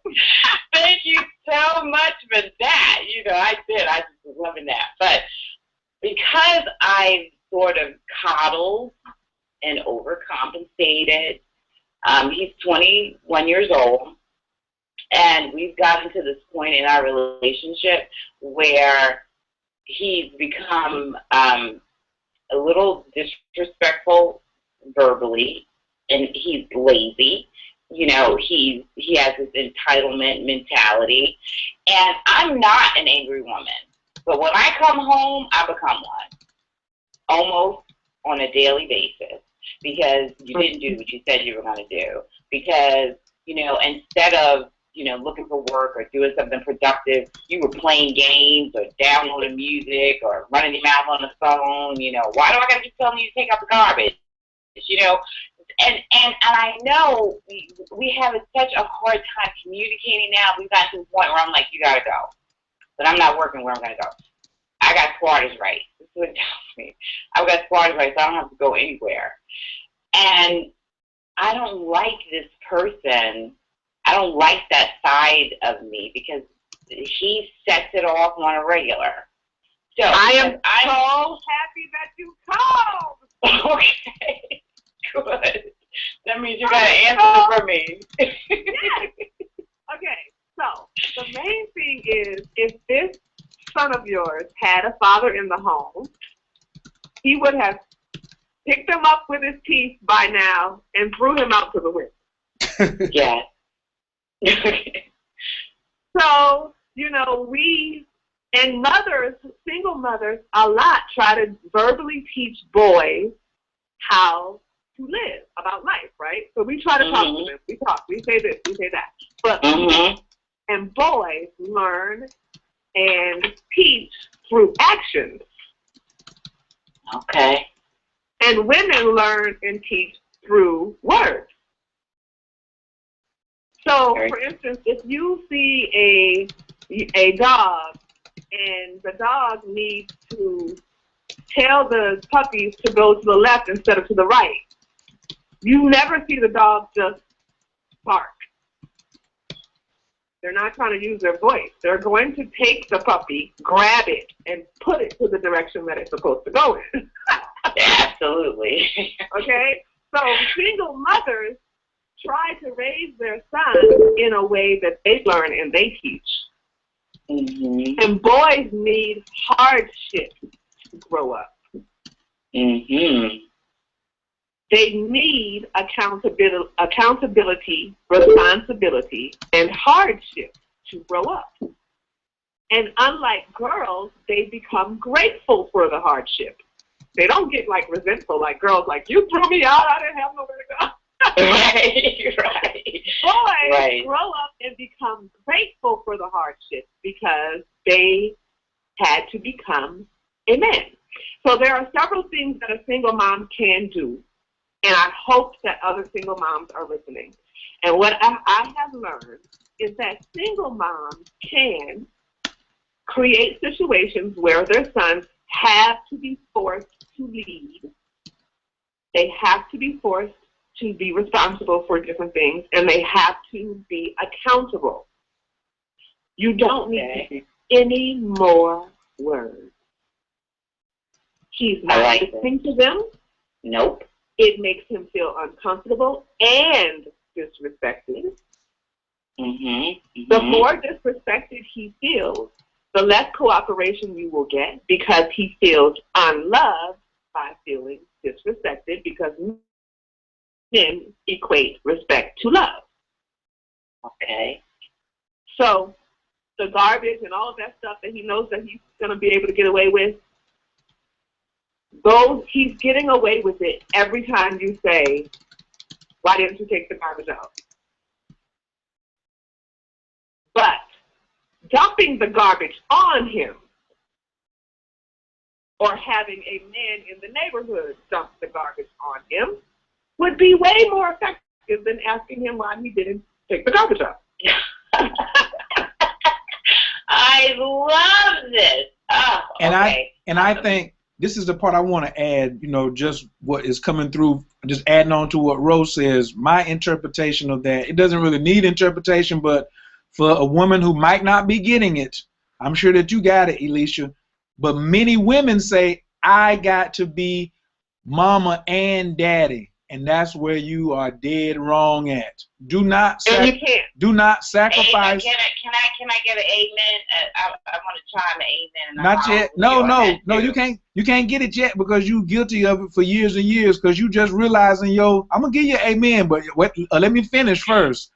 For years and years, women have said their number one excuse for abandoning their femininity is for my child.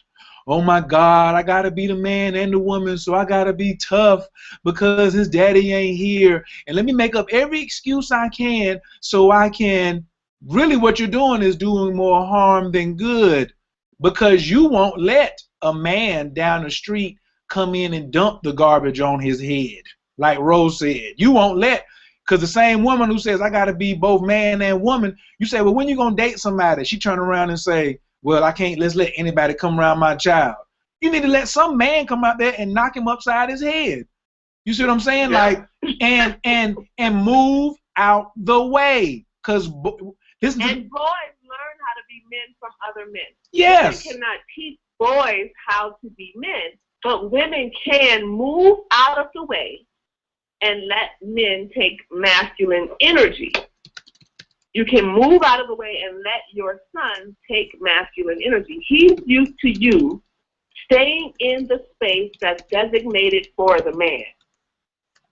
Now, remember, we're looking at a yin and yang symbol. One side is feminine, the other side is masculine. He's used to you staying in the masculine space. He's used to being in the feminine space, or trying to be in the masculine space and butting heads with you. So you all are having a very similar situation as a lot of couples are, where the woman and the man are fighting for masculine space. He can't become the man that he's supposed to be with just his mom around. But if his mom decides to take back her femininity, and through that femininity, you can attract a masculine man who would be more than willing to dump that garbage on his head. Oh, there are some who would be, definitely. Coach Khayr, over the years, women, they're very quick to say, Happy Father's Day, Happy Father's Day. And I've always said, don't say that to me. Not to be rude, no offense, but don't say that to me, because I'm not his father. I can only be his mother. I can only love him and help him and try to help him to be responsible. And I've always said I can't teach him how to be a man. But I have been guilty. I have absolutely been guilty of saying I don't want just any man around him. If I haven't committed to you, I don't want my son growing attached to you and then asking where were you, or seeing a thick section of men coming through my bed and through my home and starting to think negative attributes about me. Well, that's where we make the mistake. That's where we make the mistake. Again, these men don't need to go into your bed, but they do need to go into your house. And here's the other thing too. And no, I don't want Elisha to answer it. I want Ro to answer this, because Ro's getting ready to tell you women something. Thank you, Elisha. Ro getting ready to tell you something. And I got to say this curse word. It's only hell.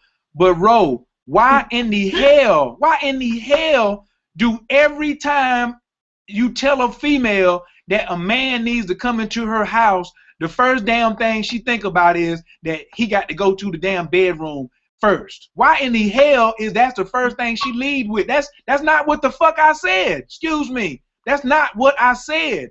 I said you need to let a man into your life for the benefit of your son, and the first thing a female turn around and say is, I don't need to be let my children see no bunch of men going through my bedroom.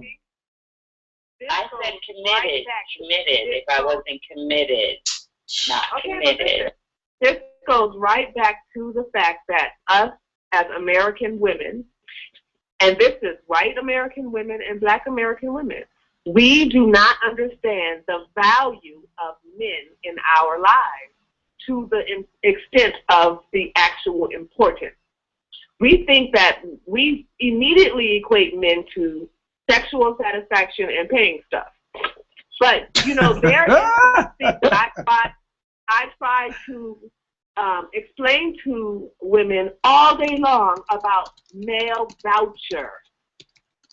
You need a male voucher in your life, in your home, around your son, even if he changes regularly. It doesn't have to be the same guy. You can have plenty of male friends, but you need a male voucher around you continuously to keep masculine energy in its right place in order to keep your son understanding that there is a man in the home to respect you, okay? Because if there was any man in that house, your son would not be disrespecting you and saying all of those things that he was saying. He will not. I agree. So you need a male voucher to balance off what's happening in your home. When we travel throughout the public, other men are trying to determine if we have a man in our corner in order to determine our value. Your son is doing the same thing. Okay. I hear you. I'm hearing you. He has lost value for you because you don't have a male voucher.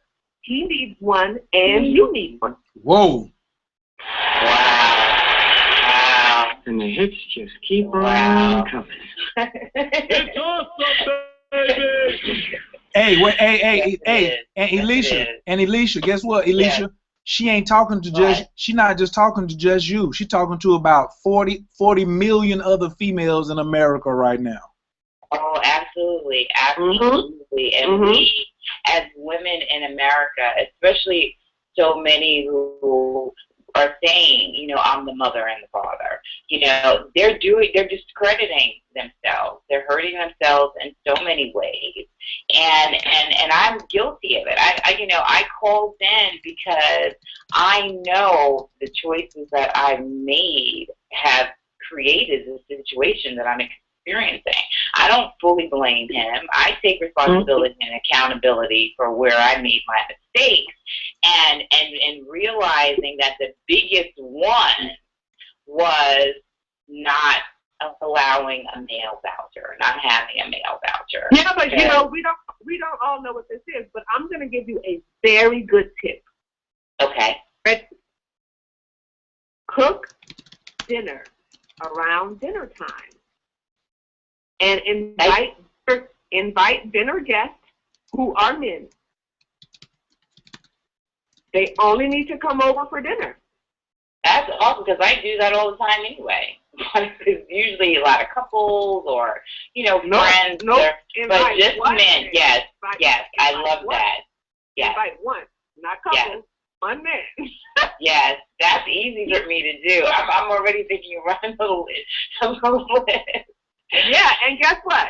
This is a very good example as to why this does not need to be the same man. A man will have gratitude towards you for giving him dinner. He will feel so much gratitude. You don't have to worry about sexual pressure if he's a good, healthy man. Yes. He will stick around long enough to put out the garbage or to get your son to take the garbage out. Yes, that is true too. And I don't have to come home 4 out of 5 nights and like, really, again with this? My mood just so fast. And then everybody's eating at the dinner table. Do you see how much balance this can Yes, yes, absolutely. Oh, I'm so glad I called. I really am. And I'm so grateful for you and this knowledge and wisdom that you're sharing. I'm getting the book. I'm ordering the book. You have to have the book. You have yes. I'm getting the book tomorrow. It's a lifesaver. Yes, just the little excerpts that, and then Isis who came on and just, she is such an articulate woman, but in trying to express herself and how much impact that book has made with her, she couldn't get the words out. Right. So I absorbed, I took all that in. So I'm going to go get it tomorrow, trust me. All right. Thank you, Alicia. I got to go get some more callers. I appreciate it. Thank you. God bless you both. All right. Peace. Thank you. Gia and Alicia, you can think about coming on in. We support Man Leads over at Moon Magic 28 too. We haven't seen you around the block in a little while, Alicia. Things have changed a lot, so you might want to go over and check out Moon Magic 28 and see some of the updates. Might be something that you are very interested in because you just ain't been home in a while. Next caller, opening up at 503. Wait a minute, I got to give Ro a big shout out too. We had a question earlier, I think yesterday or day before yesterday about do we do coaching? Ro, will you please do a 30-second drop on your coaching and how they can get in contact with you if they need to get some coaching? And this person was even asking about their son getting some coaching. So can you please let people know how they can get in contact with Ro Cutno for coaching?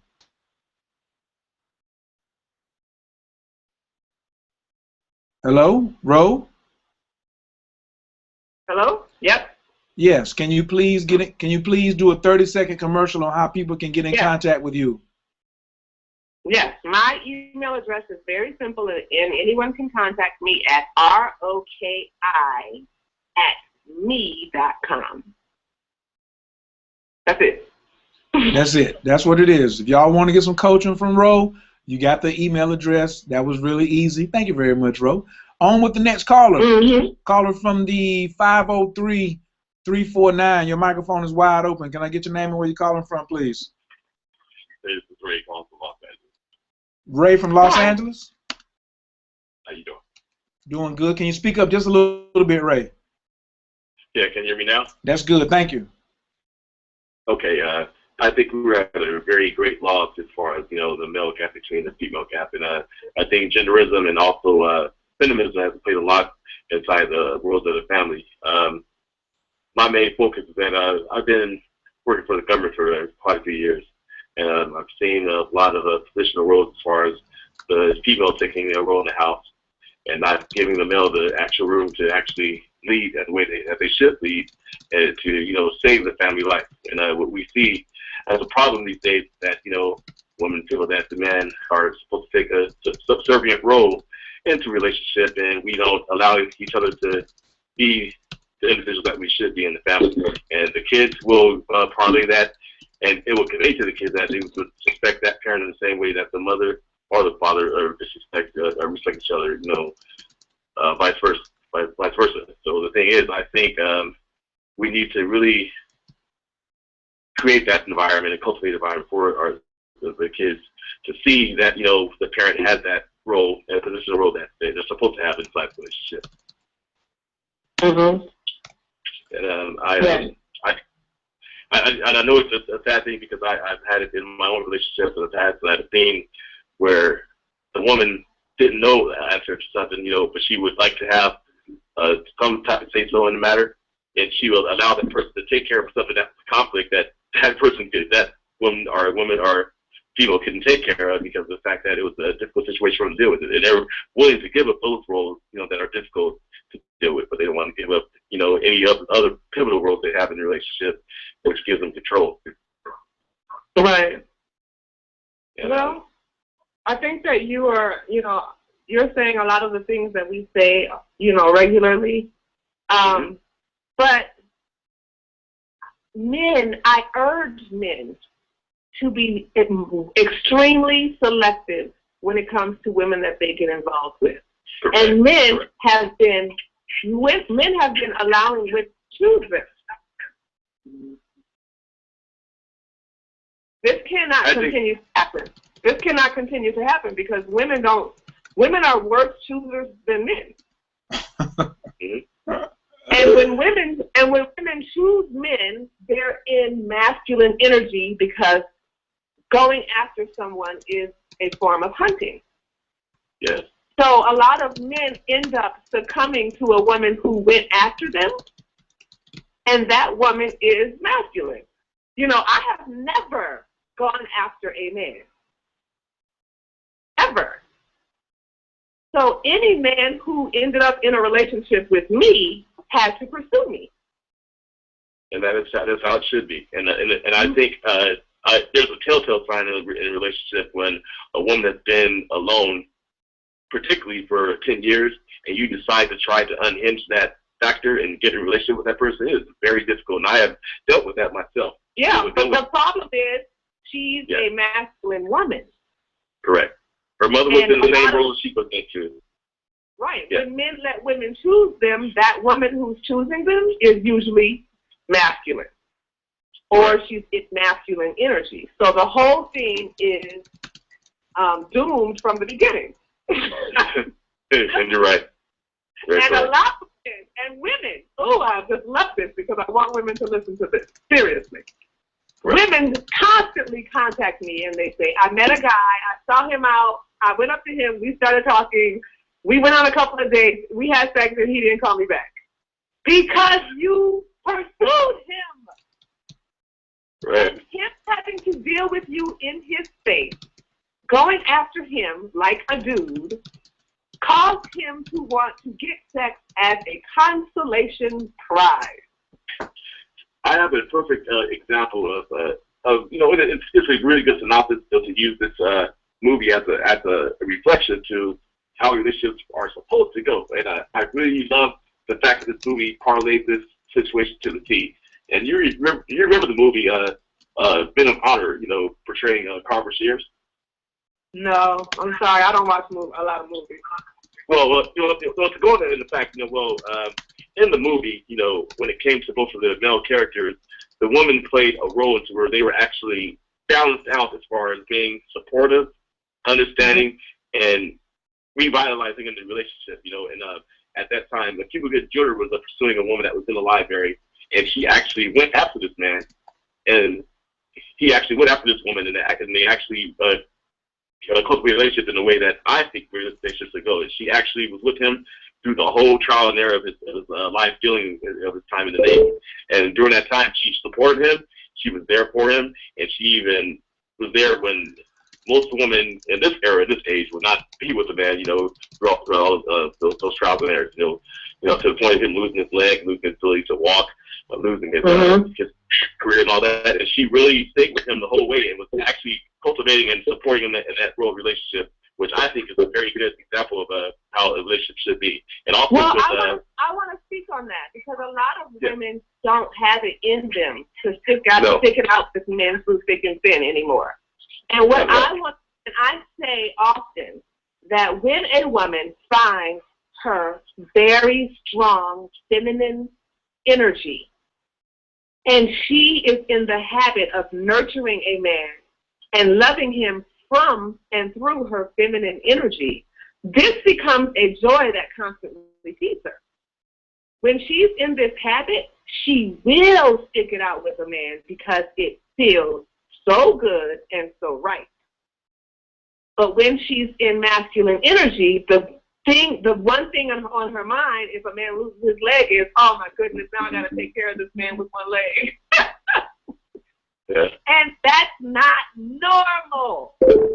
I'm asking men and women to understand that that's not normal. A feminine woman will become in the habit of caring and nurturing to the point that it feels very good to her. Yeah.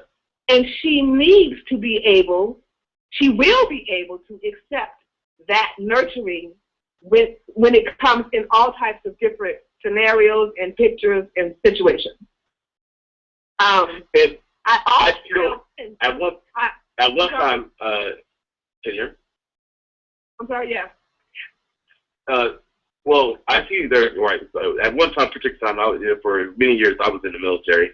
And what I was seeing is that, there's women who are in charge who are leading men, and they're in a masculine type of positionary role where they're actually in charge of, both genders, and they have to have this certain front in this war and this game phase to actually be the person that, that's convincing and can get that person to do what they need them to do. Now, the thing is, though, you have some of these women who are able naturally to balance that and become the responsible feminine part of the relationship, in their at-home relationship. But you have ones who take that same aspect and take it into their daily life outside of work, and it becomes a part of their life. I think that men misunderstand this a lot because men can go to work and then have downtime and zone out and recharge themselves and become like a different person from work than they are at home. So they think that women can do the same thing. But the truth is that women are so repetitive and emotional, and we get into certain habits that it is very hard for us to turn off our masculine energy and turn into feminine energy. If we're mentally conscious and we have practiced doing it, yes, it can be done. But it is stressful. It's stressful to a woman to have to go back and forth between masculine energy and feminine energy. It doesn't feel right. And what we're really good at is what energy we're able to stay in regularly. So I urge men to listen and to understand that asking a woman to go back and forth between masculine energy and feminine energy is a detriment. It will be a detriment to the relationship. It is. I think you have those roles where you have people who play basketball and all the energy comes out and they have to lead and take charge and make decisions and do all these things at one realm, and it's like and they have to come back to being that regular woman that takes their hair down and rolls out the dress and takes out all the clothes and the stills and the stilettos and walk out to the club or wherever, and it's like a role they have to play at times. And I know it's very difficult to switch from one. Yeah, but you know what? Yeah, but femininity is one of those things that if not practiced, lose. Yes. Masculinity is kind of a thing that stays with men because men recharge themselves daily.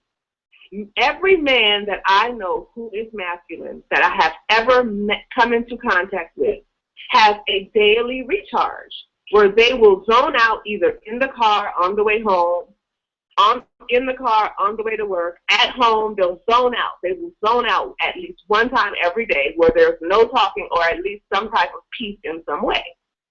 Women do not have this ritual. We don't have this way that we operate.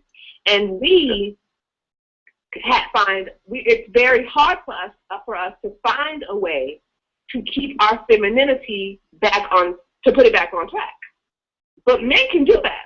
They can become depleted, zone out, and get it back up. But women don't understand that that's what men are doing, even though we're trying to help them and teach them. And we are also trying to teach women that they need to focus on their femininity also. Correct. Because if you don't practice it, it becomes a lost art. And me and my friends have this argument all the time. Like, a woman can be so beautiful physically and with attributes on the outside, but the slightest fault of the attitude of having things, something that has to equal this non-feminine type of nature, it takes away from that whole total aspect of them being a beautiful woman, regardless of what kind of attributes they have that may look, immaculate on the outside. And the thing is, yeah. You know what's happening? You know what is actually happening to the man's body? What's that? A man is going to have a reaction. Do you know, when you're in a room, you expect to be in a room alone, and another man walks in the room, your posture and energy changes, right? Yes. If you're in a room alone and you're expecting to be there, and a woman walks into the room, your energy changes and your posture changes. Mm-hmm. Right. But when you're in a room and a woman walks in the room, and she's bringing with her masculine energy, it becomes disturbing. Correct. Because men don't expect that. They need to have their guard up or down based on who's going to be around, and they're going to have preparations in line based on who's going to be around. So a woman who's bringing masculine energy regularly to a relationship is literally changing a man's testosterone level, which changes 4 to 5 times every day. And this takes place because men are in response to women so that they know how to protect them and what to provide. So nature has men responding to women, and when women bring in masculine energy instead of feminine energy, it changes a man's testosterone level and lowers it quickly and drastically. So this feeling that you're having is not just mental or emotional, it's literally taking place in your body. Right. Appreciate it, big brother, for calling in tonight. I got to get to the next caller. All right, thank you, sir. Really appreciate it, man. You take care of yourself. Absolutely. Thank you. Stay on the line, though, because I want you to listen to the rest of the callers, and please turn that heat down in L.A. I just left from out there. I love y'all's town, but good God, it was hot yesterday, bro. What was y'all doing? The devil was visiting last night. The devil was visiting last night. He put a few candles on the town. Oh, okay. That's what it was. All right. Appreciate that, big bro. Talk to you soon. All right, peace. Caller from the 301-412. Your microphone is wide open. Can I get your name and where you're calling from, please? Cheryl, and I'm calling from Maryland. Hi, Cheryl. Hi, how you doing? And hello, how you doing? I'm good. How are you? I'm doing good. This is I guess I've heard so much tonight. I'm trying to think where I want to touch bases. My niece and I were talking about your book 3 days ago. It was the first time I heard of it, and we were really talking about the women and men situation, masculinity and femininity. And she texted me today and told me to call this number right away, and I've been listening. I haven't read your book. I am going to get your book. Mm-hmm. Let's see. If I want to start with an issue, the last conversation that I just heard regarding women being masculine, I wanted to ask a question. I've always considered myself independent woman. Is that what you call masculinity?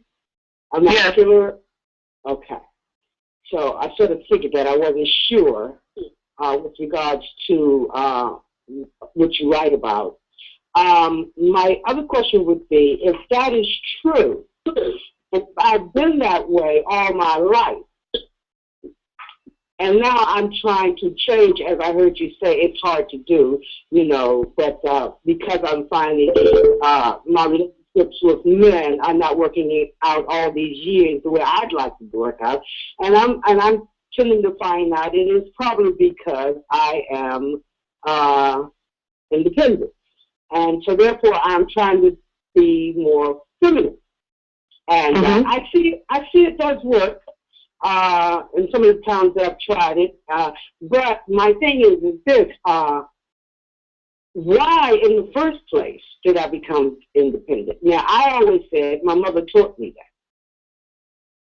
Is that something that I was taught, or is that something just in me, in a woman themselves? I mean, because most of us, especially Afro-American women, most of the ones that I know, we are, and it's probably because there are no men around, I think.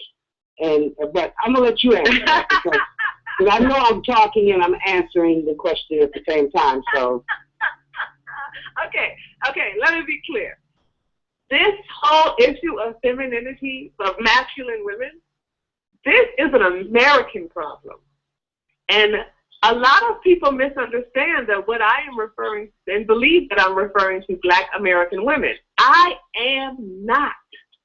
This is a huge problem with white American women also. But there's a misunderstanding because white American women generally have a pleasant voice that Black American women haven't necessarily mastered yet. But the masculine energy is still very strong with all American women. And independence is a very big part of that. We have to understand why men need to be needed. Men see themselves as our protectors, servants, and providers. And there is not one masculine man who is offended by the fact that I call them servants to women. Yes, men want to be respected. Yes, they want to be appreciated. But they have no problem submitting themselves to serving, protecting, and providing women and children. So, you know, if they are not needed for this particular role, which they take incredibly seriously and which helps them to determine their value as a man, then they need to go somewhere else. Yes, I can see that now, you know, pretty much. The thing is trying to get in that, I guess, zone where the uncomfortable zone of needing them, I guess you could say. I mean, I heard you say early on that some of the seminars you have given, you asked women, why do they need a man? And no one could answer that question. Okay, let me tell you why. You want me to tell you why you need a man? Well, you can tell me. I was going to ask you that, but I wanted to relate. But you go ahead. That's fine. Okay, so there are several reasons why you need a man, and probably I won't be able to get to all of them. But one of the main reasons you need a man is so that you have a male voucher. You need a male voucher so that other men can determine your value and treat you a certain way. You can't change this. That's just the way that it is. Men come from the animal kingdom. They determine how they're going to treat a woman based on how other men treat her. And that's the other reason. Okay, I'm sorry. No, go ahead. I want you to finish, and I'll touch base on that. Okay. Thank you. Another reason why you need a man is because if you don't have a man around you regularly, you will become one. Woo! Lord, have mercy. And in the sense of what sense? You mean as far as being masculine? With me, I'm sure that's what you'll become one very strongly. You'll lose your sexuality. You will lose your femininity. You'll lose your feminine instincts. You'll lose your feminine grace.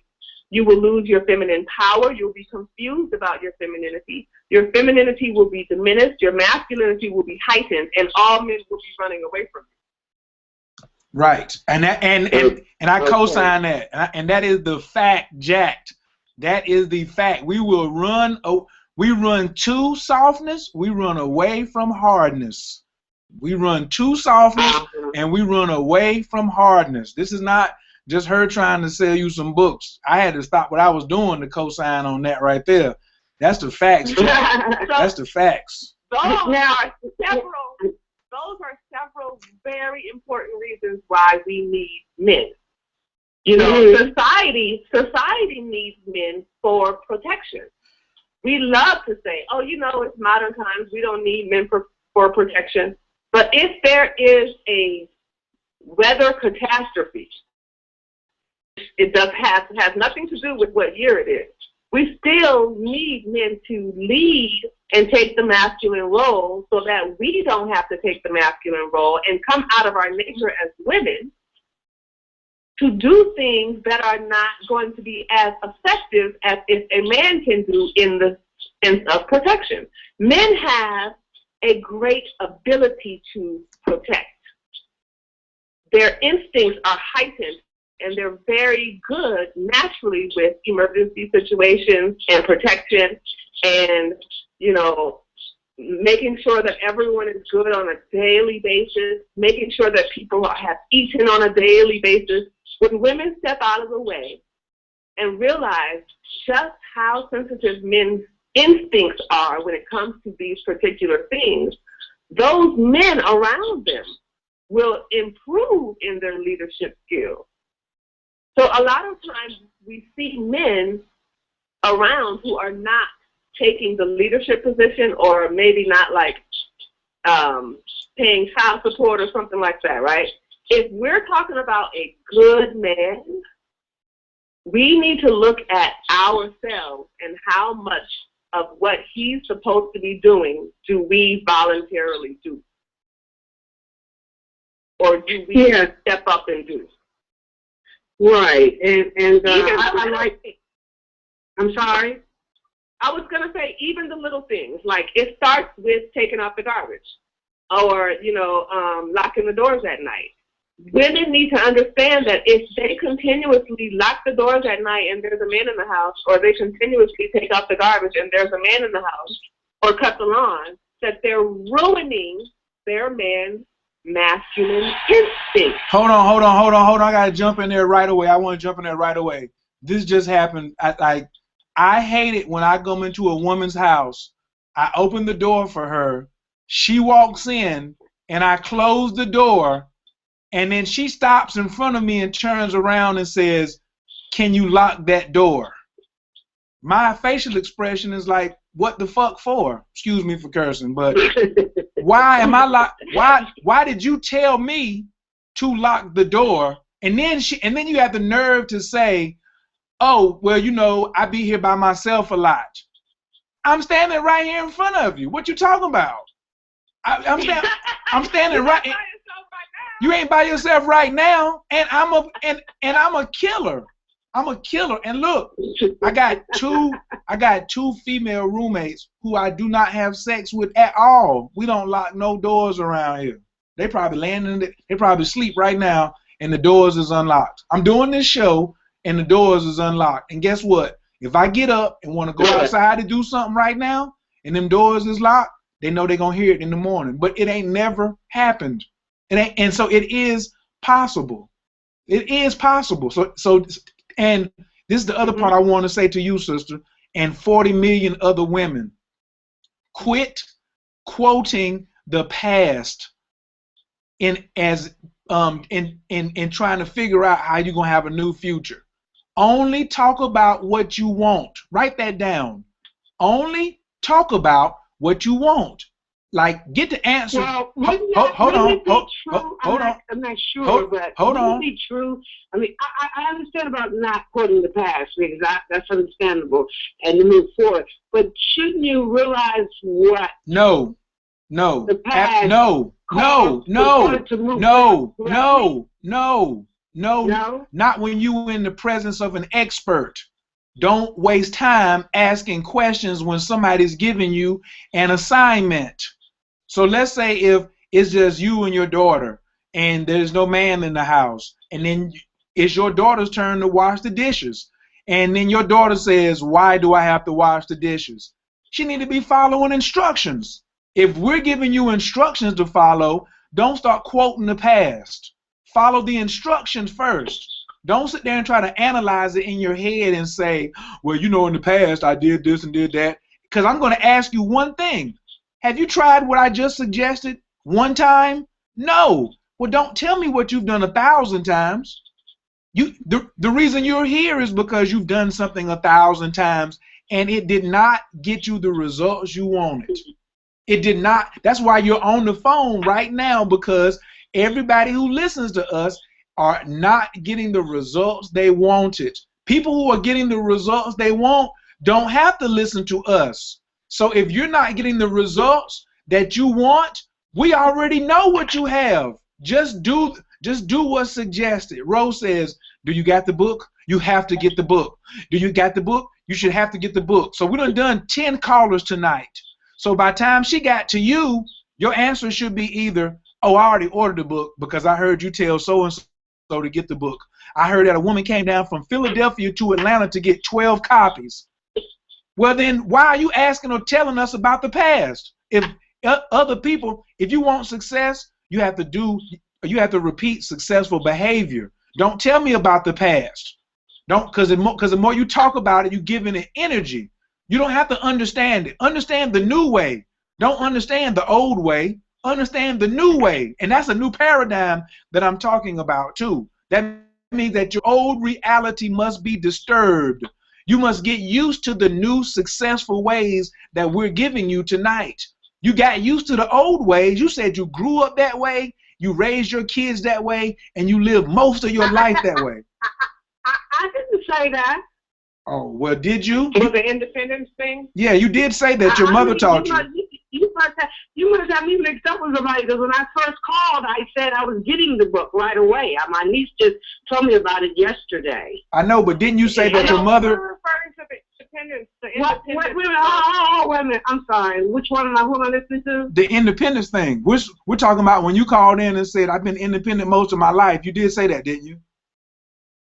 I said I asked Ro, would so-called being independent, which is what I've always thought I was, would that be classified as what I've heard her say on the show, being a masculine woman? I want to know if that's what that was, because I wasn't sure.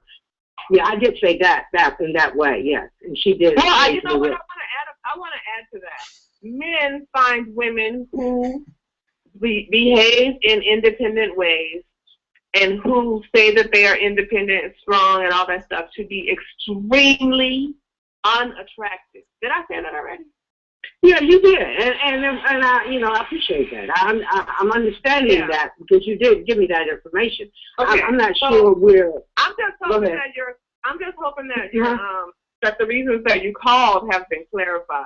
And to reiterate what Coach Khayr was saying, I believe that you will find enough reflection, that all the reflection that you need within the book, in order to apply what is necessary based on people's success. The book is written in a form of a manual based on the success of people, and I think that you will be able to reflect enough to move forward instead of backward. Okay. So I guess I shouldn't ask more questions, right? No, feel free. You can ask. Yeah, asking questions is cool, but I said specifically quoting the past. I didn't say anything was wrong with asking questions. I said... So if I ask you a question and it's from the past, is that what I'm getting a little confused. There you go. There you go. Ask a question on your next move, not your last 5 moves. Ask me or Ro on what your next move is. We're waiting for that great question. Ask us about your next move. Okay.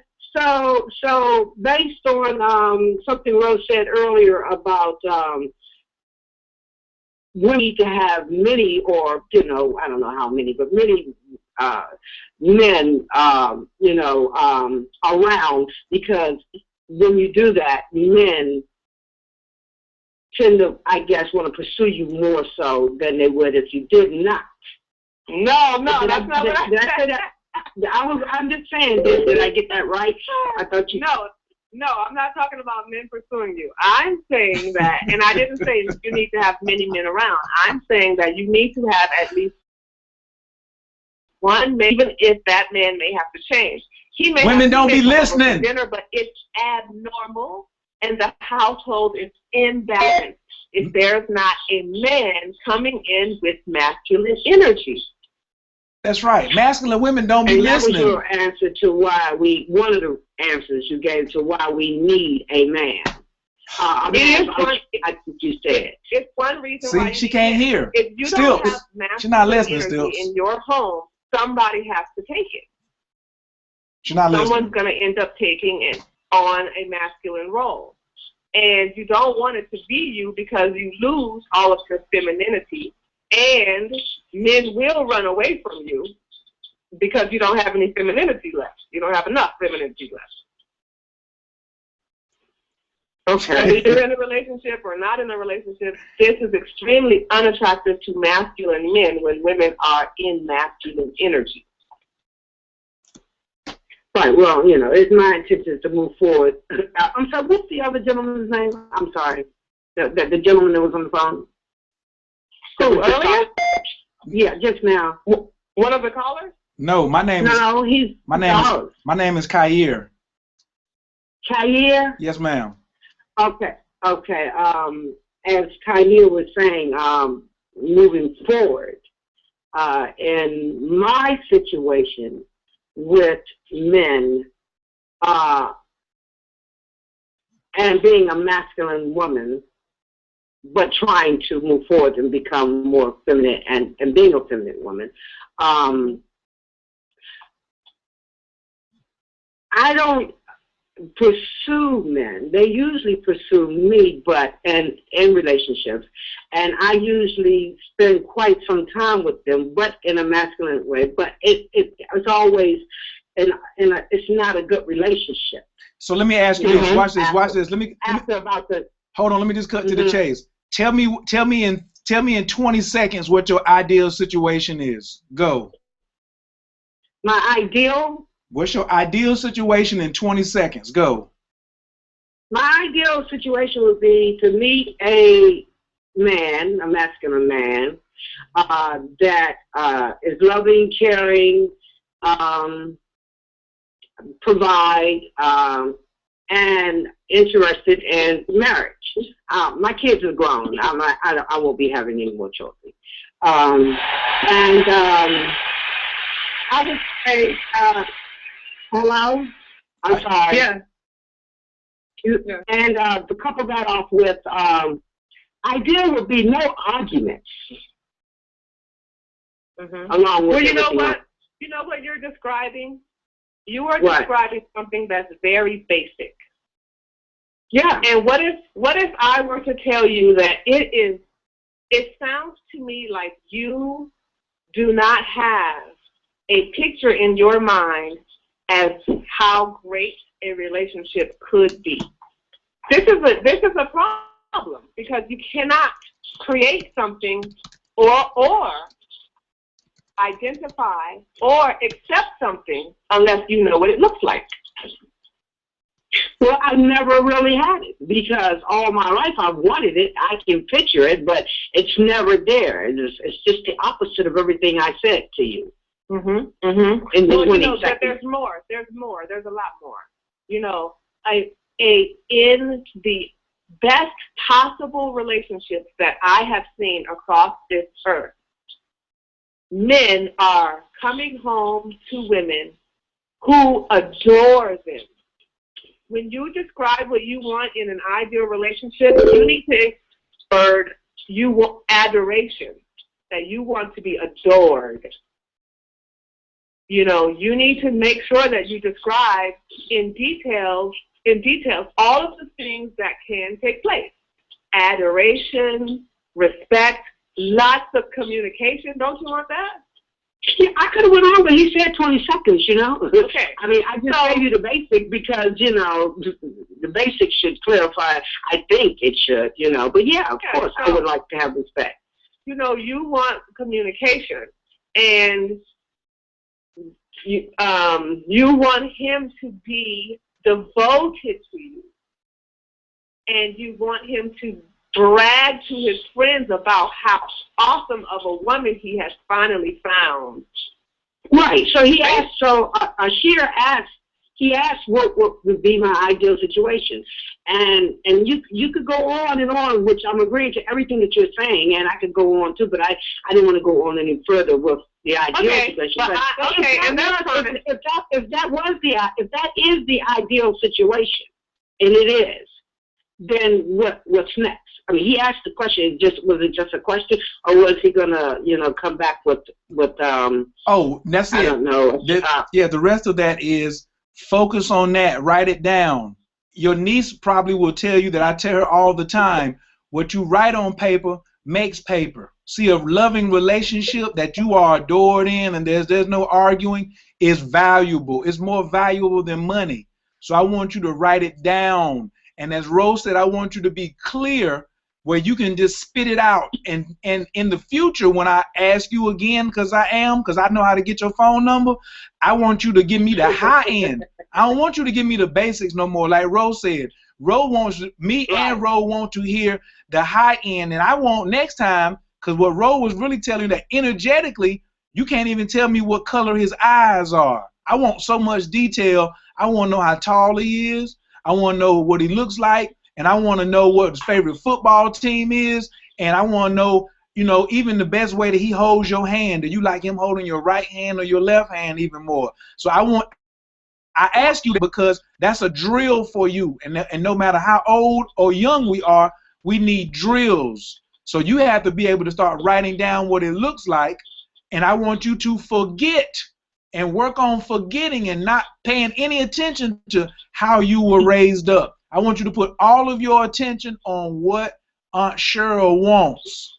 That's it, because your nieces and your nephews and your children still depend on you for that vision. They still depend on you, and the people in your community depend on you for you to be in a happy relationship. And I can go on and on too, but we got to just start somewhere. So that's what we're going to start at tonight, all right? And I got to get one more caller before I go, okay? Thank you. Thank you, and that sounds good. Thank you. And kiss your niece for me too and tell her I said I love her. I will. All right. All right. Bye-bye. All right, before we ain't gonna be able to get to everybody, so I gotta let people know. Ro, tell everybody how they can get to your website, how to get in contact with you, and how you tell us how you feel about the show tonight. The show is great, always. The website is manleads.com, manleads.com. You can get to all of the social media from there. Bong bong. She has all of the little live clips up at the top. You just click and it goes. And watch her on YouTube. She didn't tell you, but she gives y'all like those little samples on Instagram, and then it takes you to YouTube. Watch her on YouTube now. She's giving up some she's giving y'all some valuable info. All right. For me, y'all can catch me over at CoachKhair.com, and my program that's open until the 19th is Moon Magic. If you need an astrology reading and you need the moon magic, you need to get in contact with me ASAP, and we need to talk tomorrow, because my program does not let you come in when you feel like it. We on a schedule over here, all right? Anybody that's interested in being a coach, you don't have to be a coach like me, but there's a shortage of good coaches out here, and a lot of people who want to be coaches. Don't just try to do it. Learn from my mistakes. So I'm about to start training other coaches who want to be health coaches, wellness coaches, relationship coaches, business coaches, but you got to get coaching before you be a coach, all right? So reach out, get in contact with me as soon as possible. Caller from the 678-414-951 and 206. We love you. I just got to get your name real quick. I can't even get you just to like do what you want, because we can ready to cut off in 90 seconds, but I do want to hear who this is. So just tell me your name and where you're calling from. 678-365. What's your name and where you using Blog Talk Radio. Goodbye. I tried.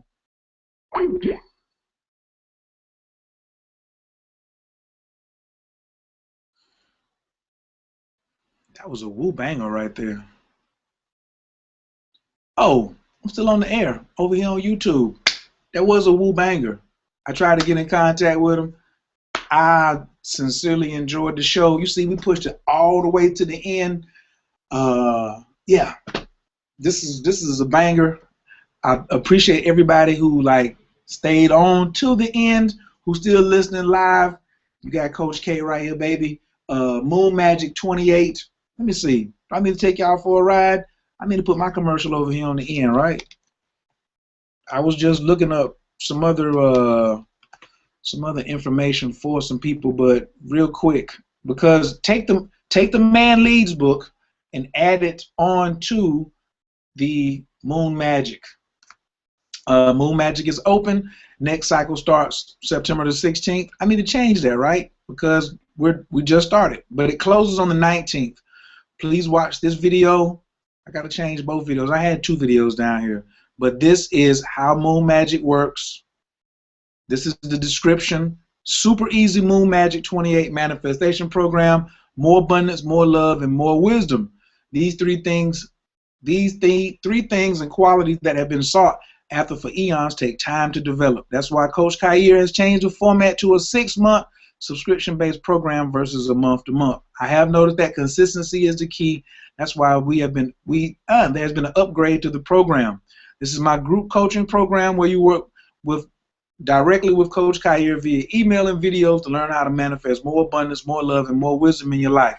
Every month, the moon moves through 8 phases. Each of these phases lasts 3.5 to 4 days and gives off a different energy. If a person consciously tunes into each phase and does the appropriate work and exercise, the manifestations become automatic. As long as you have a phone and internet access, you're good to go. Simple. You must participate and experience every phase in order to work this program. So therefore, you must join and start at the first of the 8 phases. If you're not registered in the allotted time, you will have to wait until the next cycle, as there is no skipping of steps or starting late allowed. I want to explain why I say that, because this section right here is the reason why people don't manifest.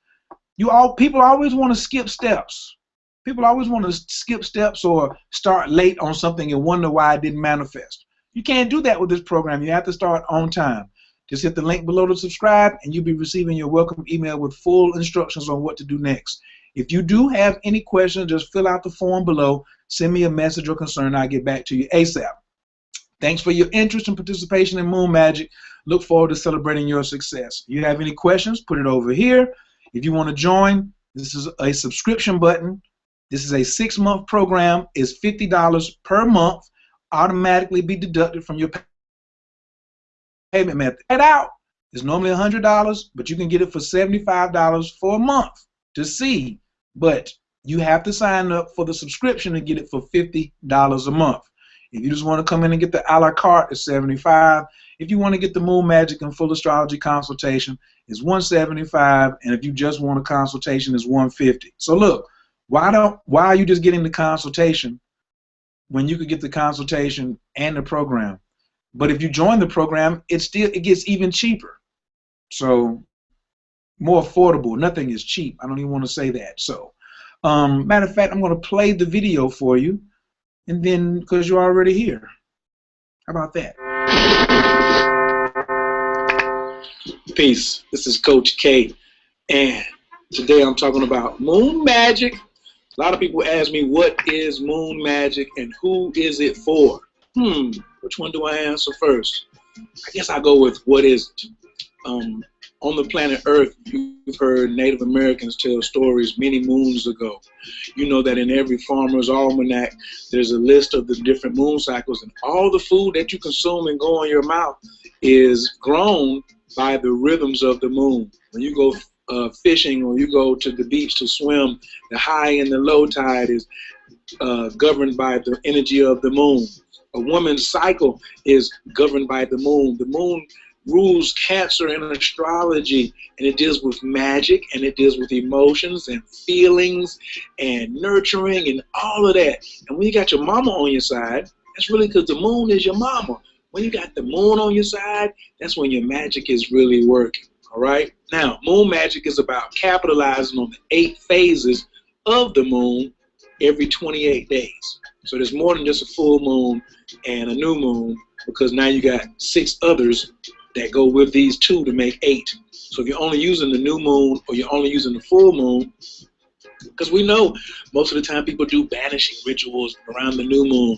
And the full moon, they're just like, wow. Yeah, but how do these 2 moons relate? And how do I get both of them to give me what I want? How do I do the right thing at the right time? That's really what Moon Magic is about, showing you how to do the right thing at the right time. Now, who is Moon Magic for? It's for anybody who wants to produce 2 goals in 28 days, period. 2 goals, 28 days times 12 months. I got 24 goals I've accomplished. I know some people in 6 months don't have 12 goals. In 3 months, they don't have 6 goals. In 3 years, they don't have 6 goals accomplished because they try to multitask, or they cannot keep the goal in the frontal lobe of the brain. They don't have it written down in sentence format, because what you write on paper makes paper. They don't understand the basics of ritual, okay? That's what the Moon Magic shows you, is the basics. Do you have to be some advanced practitioner of magic in order to participate? Absolutely not. Do I have to know anything about astrology? Absolutely not. It'll help though, but you don't have to. Can I be a beginner? Absolutely. Well, what if I already am proficient in magic, but I'm not really familiar with all 8 phases of the moon? I'm only familiar with 2. Yes, this gives you more power. This gives you more flexibility at whatever your current level is. So whether you're a beginner or whether you're advanced in the manifesting arts, this adds right along with it. If you've already taken a course in magic and maybe you had a couple questions about the right timing, this is where you can come and talk to Coach. Because this program, how does it work? You have to start at the beginning, which is the first 3.5 to 4 days. You go to the website and register. You can register before or during the first phase, but not after. So if you go to the site and then you see that I can't register, it's because I've already closed it down and you have to wait until next month. So we have to be very punctual to catch these cycles of the moon in full. You can't come in on phase 3 and want to do the whole 8 because you can't back the moon up. You got to come in at 1 and go the whole circle. You got to come in at 1 and go the whole circle. We hold it right here in the frontal lobe of the brain, and it's on paper, it's memorized, and the exercises that you're going to have will change with every phase. We meet once a week at the beginning of the week and talk in private. We record the conversation, whether it's on Skype, Google Hangout, or conference call. I send it to you, and then you say, bam, all right, here's my homework. These are the proper actions. You have to do the right thing at the right time to get the proper results. Have you ever heard the 5 Ps? Proper preparation prevents poor performance. Right. This is proper preparation that will help you prevent poor performance. If you've been stuck on manifesting something, this is the bulldozer that pushes it through. This is very, very lightweight, but it's very, very powerful, very subtle, because the moon is our closest neighbor. So what do you have that you want to manifest that you're close to? You're right there, but you can't reach it. What do you got? Now, personal goals could be losing weight, could be meditating more, could be stop procrastinating, get closer to my children, go on a wonderful date with a new lover, get a new lover. All of these things could be personal. Business or financial could be all your external goals. I need an extra $1,000 in my online business. I need to start an online business. I don't want to be unemployed anymore. I want to get a job. I want to finish my dissertation so I can get my PhD. I've seen all of these and more over my 5 years of coaching Moon Magic. What a wonderful program. Where I'm at right now, Moon Magic is one of my main secret weapons. So I invite you to join Coach Khayr for this wonderful opportunity. There are bonuses every month.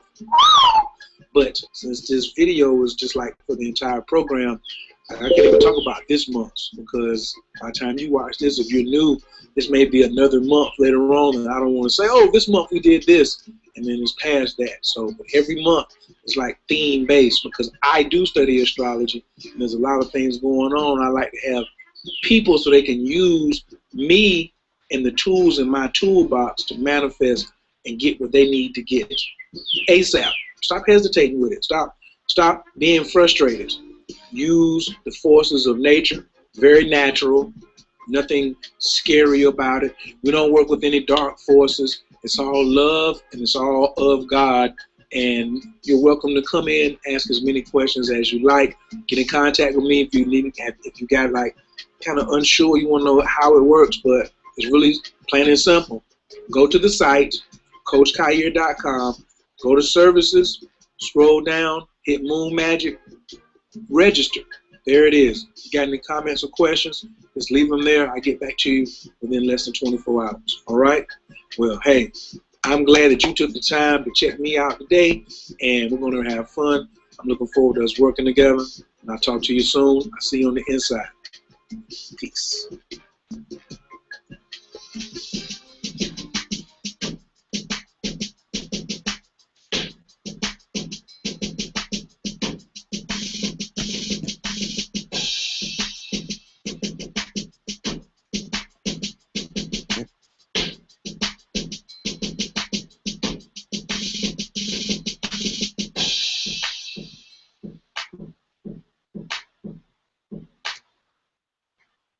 All right. I definitely appreciate those who stayed on to check that out.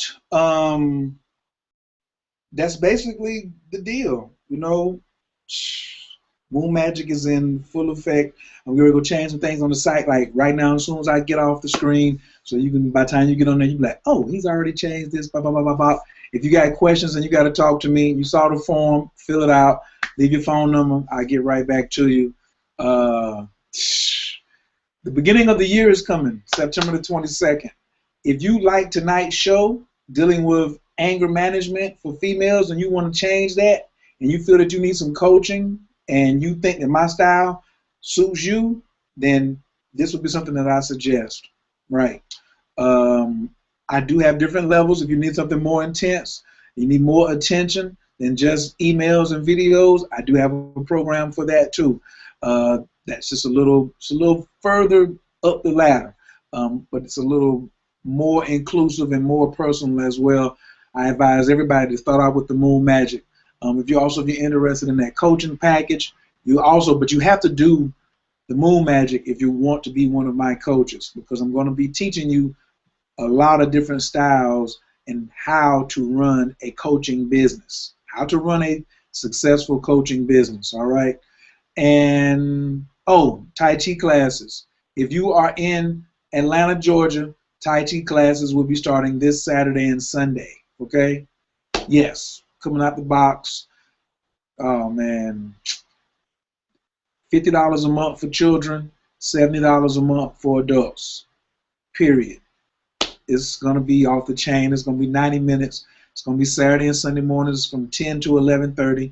We're not going to be out there when it's all hot, but you need to learn before it starts getting cool, so you can learn. There's a lot of things going on from the mental and the body, a lot of things that's going to be happening.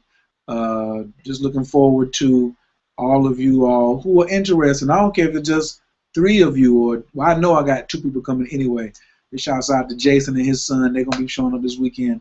So if it's just 1 more who wants to show up, the fewer people come, the more attention you get. So I'm not looking for 50 people. I really want to keep it below 12, but I can hold probably up to 12. But if I get up to 8, I'm gonna be straight. 8 is enough. I won't even put no more advertising out if I get 8 people. But if I get 3 people, that's okay. All right. So you got any questions about that? CoachKTaiChi.info. CoachKTaiChi.info. Sign up for the newsletter. Put your name, information in, and I'm gonna get in contact with you on that. All right. Thanks for joining us.